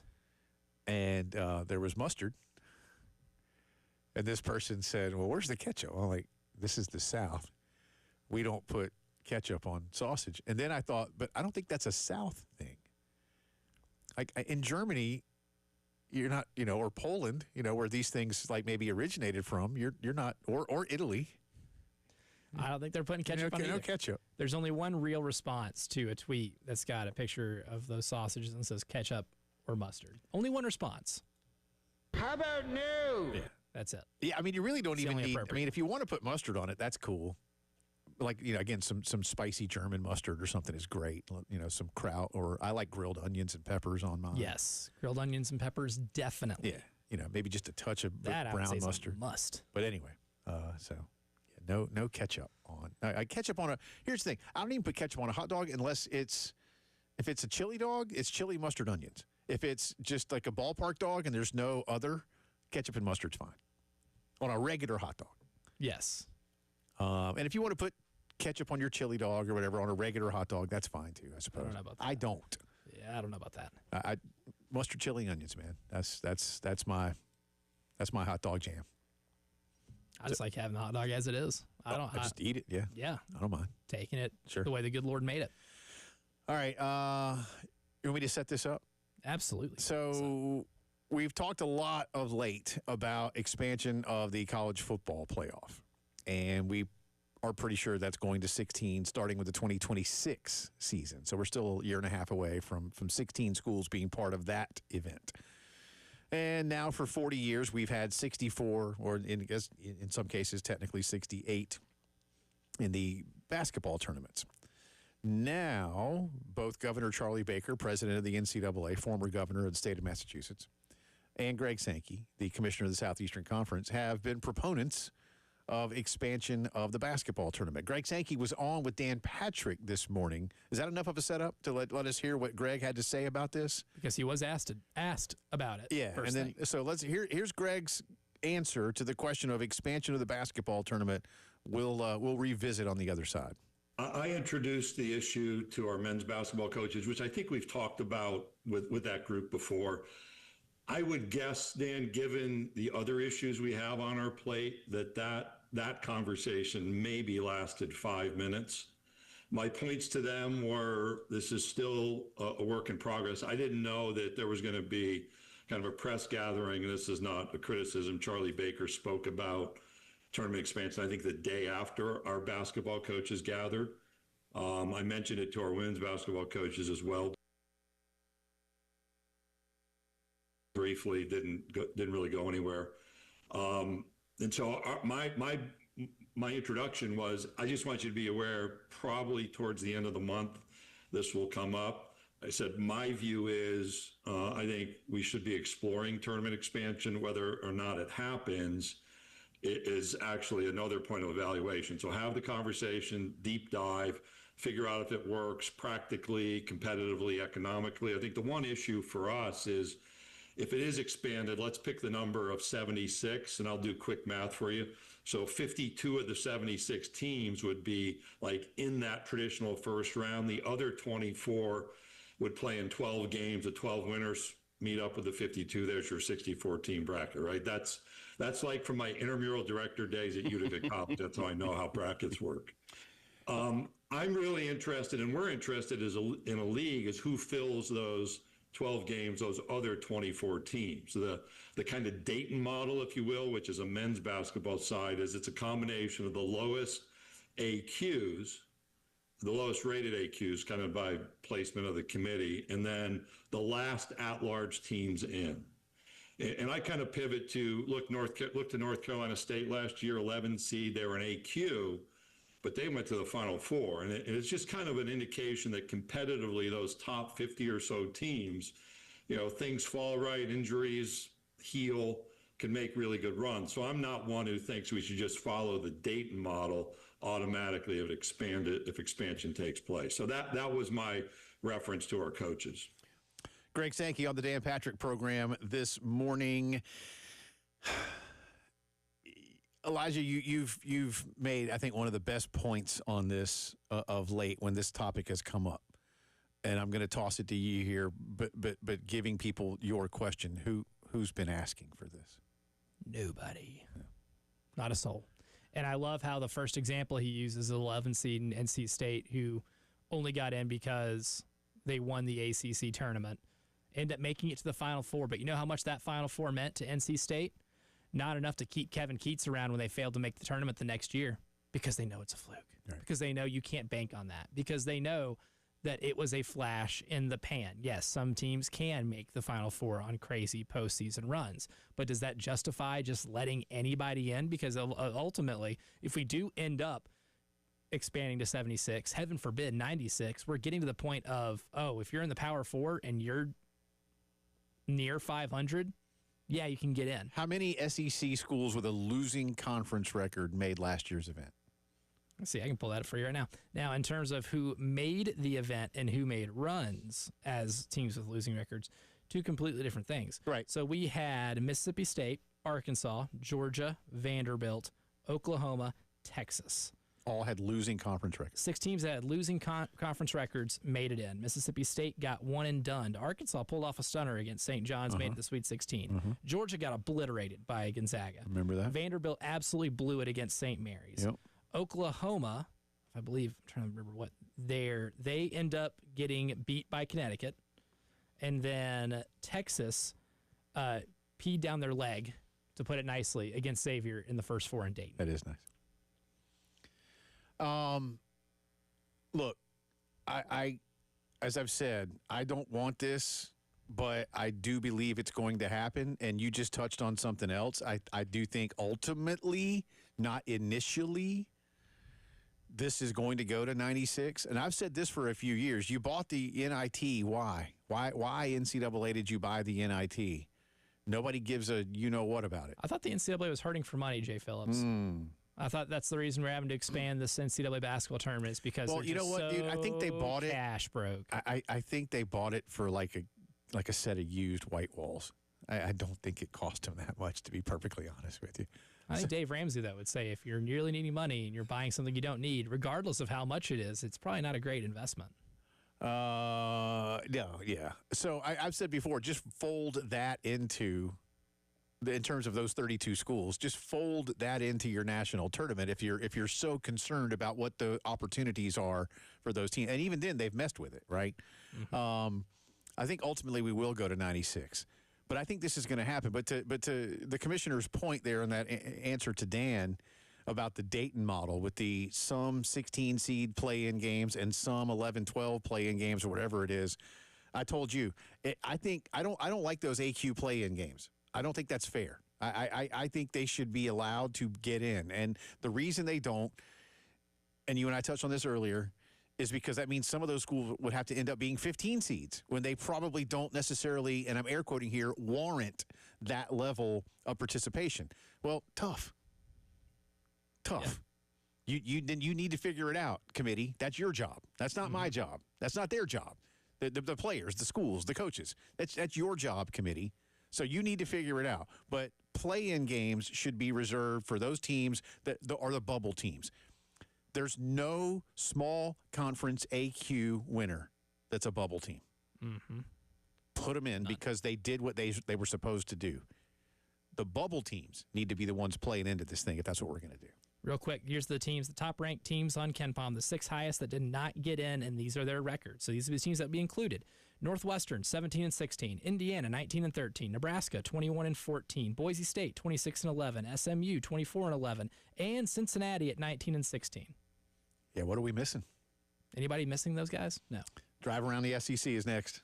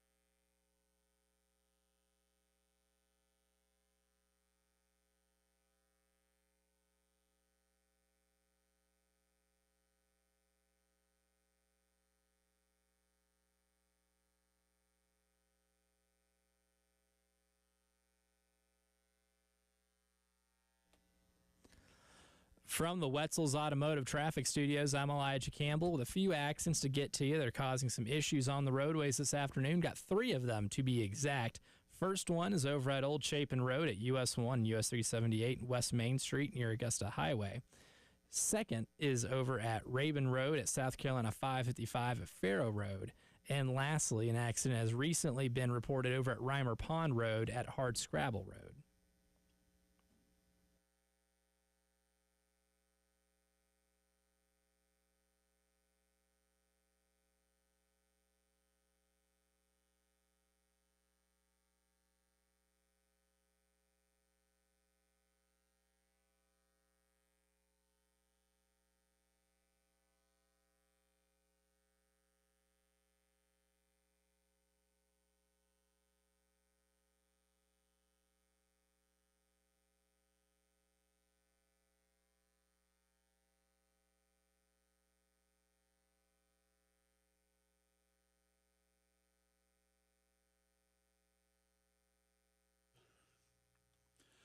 It is Drive Around the SEC time on this Monday. Welcome back in. Jay and Elijah with you. We'll start with the news we had at the top of the hour headlines, but if you missed it, big news out of Starkville.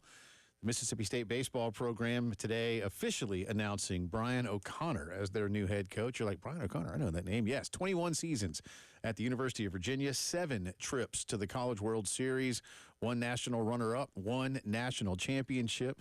Not only has he been there a lot through his career, they didn't make the tournament this past season, just didn't quite go their way, but they did make the World Series in 23 and 24 up at UVA. So this is a big, big deal in terms of bringing yet another national championship level coach into the SEC. In an interesting twist, some of you probably know this if you follow college baseball closely. Brian O'Connor was a longtime assistant to Paul Maneri at Notre Dame and actually became UVA's head coach off of Paul's staff in South Bend. And, again, has been there now for 21 seasons. So Paul comes, back into the fold last season with a title under his belt. And now Brian will come in as well. And I don't think at this point A&M's going to make a move.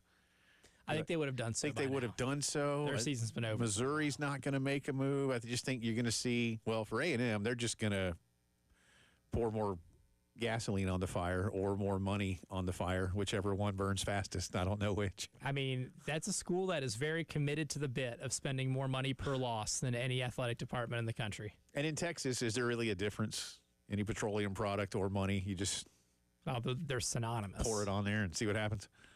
So I think that's it. I don't think, unless a sitting Southeastern Conference coach were to go somewhere else, but I don't even know. I know Coach O'Connor's top assistant, and forgive me, I forget his name, is going with him. So he will not be taking over. Unless I don't know who else is leaving right now. I don't know. I mean, because Tom Walter's name was mentioned, that Wake Forest head coach was mentioned in Starkville. And I think kind of like here, those two guys, O'Connor and Walter, were certainly in the mix for South Carolina's job last year. And again, it's been told to me by multiple people around the search that Tom Walter wanted this job in Columbia. But for whatever reasons, he didn't get it. And that's again, for whatever reasons, I'll just leave it at that. It's history now. Yeah. So we'll see. But Brian O'Connor is moving on. In the meantime, SEC teams, only 2 of the 13 have definitely advanced. That's Arkansas and Auburn. Arkansas, in fact, the number 3 national seed, sees numbers 1 and 2, Vanderbilt and Texas, eliminated in their home ballparks, obviously. Vandy didn't even make the regional final. Vanderbilt, since the tournament expanded in 1999 into the super regional rounds, becomes the first ever 1 seed to not make a regional final. Now, plenty of 1 seeds have not advanced to the supers. I say plenty, but that's only 2 1 seeds have ever won it in this format. Yeah, the whole thing. Yeah, it won the whole thing, exactly. So 1 seeds do get beat, but Vandy didn't even advance to their regional final in their home ballpark. That ended up being Louisville beating Wright State. And Wright State was the team yesterday afternoon that eliminated Vanderbilt. And if nothing else, and those of you who know SEC baseball, and I'm kind of serious about this, the fact that we don't have to hear that daggum whistling guy anymore is great. It is nice. I can't stand that. Don't have to watch the games on mute. I can't stand it. Didn't have to hear him anyway this weekend because there weren't a lot of live look-ins, or at least usually when they did the live look-ins, sometimes they would just have the studio talking over it. Yeah, on the squeeze play. Yeah, squeeze play is fantastic. It's fun, by the way. It's fun. I spent that squeeze play. When they go on my $5, TV. though, I'm like, all right, hold on. I'm trying to watch. I can't watch. It 5. can be sensory overload. Yeah, but let's just 5 say baseball games at once. That in my living room, I selected the chair closest to the TV for squeeze play whenever I was paying attention to it. But Georgia, Mississippi State, Vanderbilt, and Texas are out. LSU, Tennessee, Oklahoma, and Mississippi are playing today. Oklahoma is losing right now to North Carolina. It is 8-3 in Chapel Hill in the 8th inning. LSU, Tennessee, and Mississippi will all play later tonight. LSU is playing Arkansas Little Rock, who beat the Tigers yesterday. And Little Rock had 19 regular season wins, but won their conference tournament and then beat LSU yesterday at Alex Box Stadium. It was the 8th seed in the OVC tournament. That's crazy. The 8th place team in the Ohio Valley Conference. Yeah, that is crazy. OVC. This is a drive around the OVC now. Exactly. They've hijacked the segment. Tennessee tonight will play Wake Forest. And forgive me, Elijah Campbell. Who's Mississippi playing? They're playing Murray State. Murray State. A team formerly of the Ohio Valley Conference. Coastal eliminated. Oh, I forgot Florida was eliminated too. My bad. Because that was, duh. Loudly eliminated. Yeah, loudly eliminated. Florida losing to East Carolina yesterday, losing to the Pirates twice this weekend. Kevin O'Sullivan going off on officials in Conway because the game between ECU and Florida yesterday was delayed by an hour after the Coastal ECU game Saturday night actually bled into early Sunday morning. The game didn't end until after midnight. And I've been trying to gather more information about that, and I'll try to have more tomorrow, but early indications are that some within the Florida program did get a notification, but that perhaps their head coach did not. I am working on that one, but sources that I trust immensely, and Elijah knows who it is. I'm not trying to be coy. Have said as much. So I'd like some verification just to again be 100%. But sounds to me like Kevin O'Sullivan's ire was misplaced. Yeah, and he went nuts twice on people. And one of them was just, again, I don't care if you cuss a lot. I really don't. I can cuss with the best of them when I want to.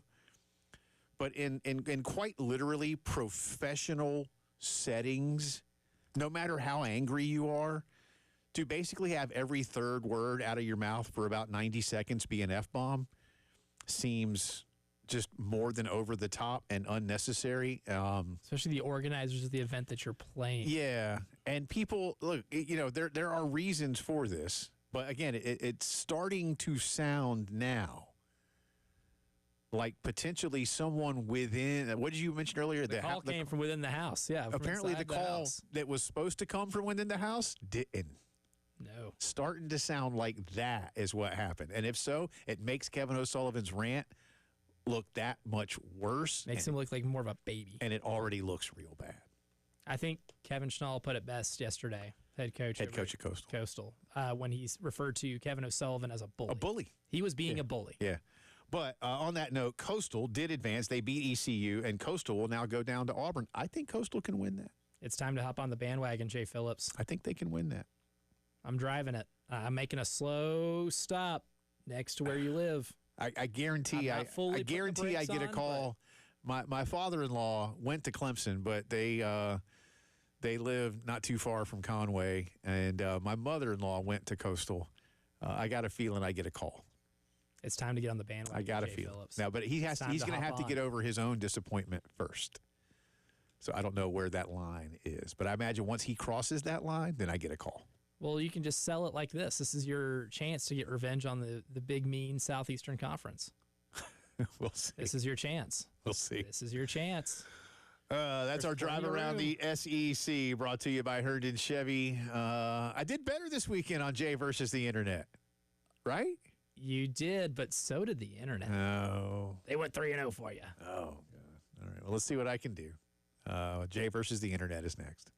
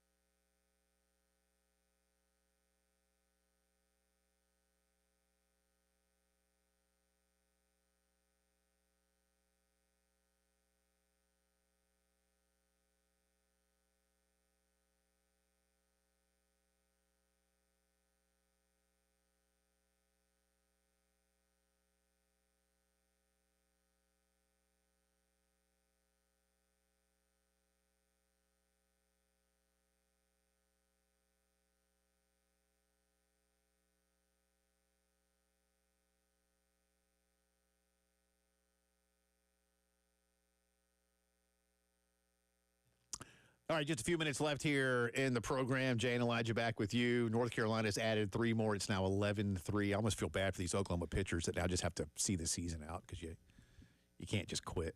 It's a pummeling right now. Yeah, it's not good. And they got a runner on. So anyway, it looks like one more SEC team will be moving on here in a few minutes. Meantime, it's Jay versus the internet. So I did okay.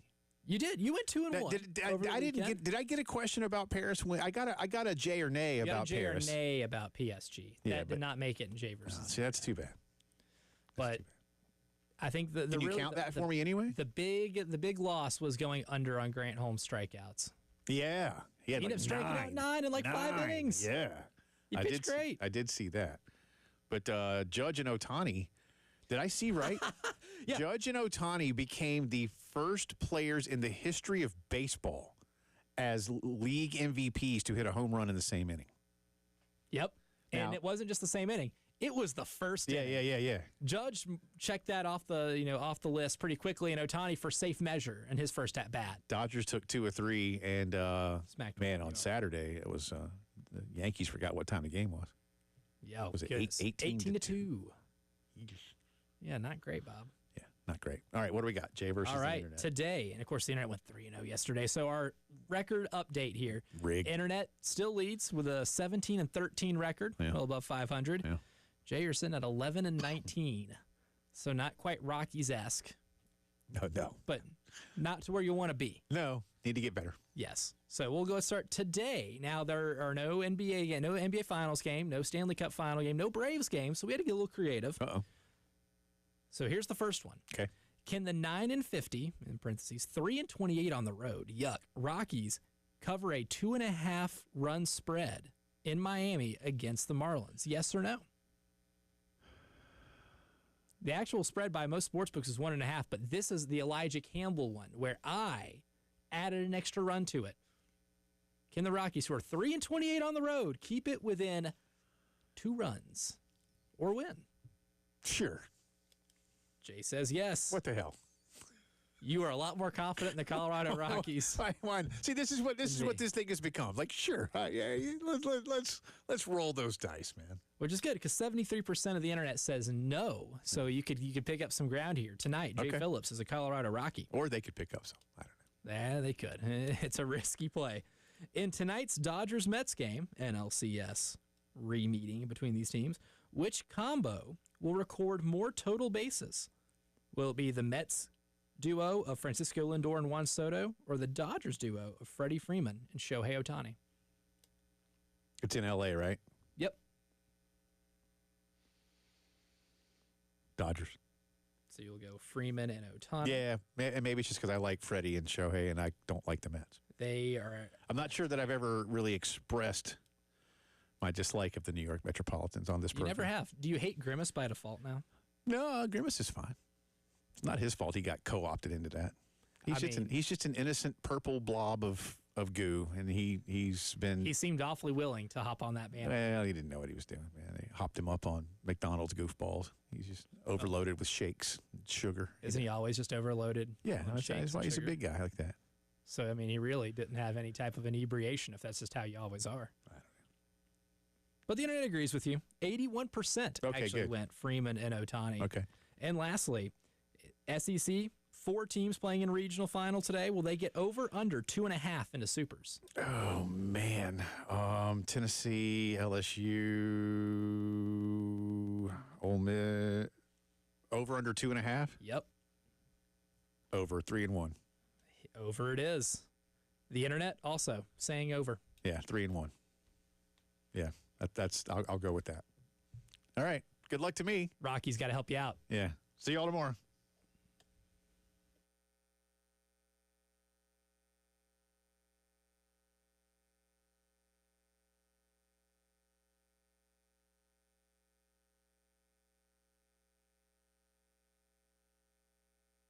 And one final note from our friends at the Joint Chiropractic Centers, waking up a little stiff, neck pain, back pain, or maybe just some things you've been doing just got you a little off kilter, stop in and see the pros at the joint. Their goal, very simple, improve your overall health and prevent reoccurring issues so you feel better all the time. Never been to a chiropractic center? For just $29, the joint can set you up with an initial consultation, adjustment, and exam. You can ask questions, learn about what's going on, see if it's right for you, and you can be in and out quickly at the joint. You never have to worry about appointments. You never have to worry about insurance. They're open Monday through Friday, 10 to 7, Saturdays, 10 until 4, and they are FSA and HSA approved. 4 very easy to get to locations in the greater Columbia area: Harbison Boulevard, Forest Drive, Roberts Branch, and Sunset Boulevard. Convenient, affordable, help you maintain a healthy body, prevent reoccurring issues. Remember, at the joint, you don't have to feel bad to feel better.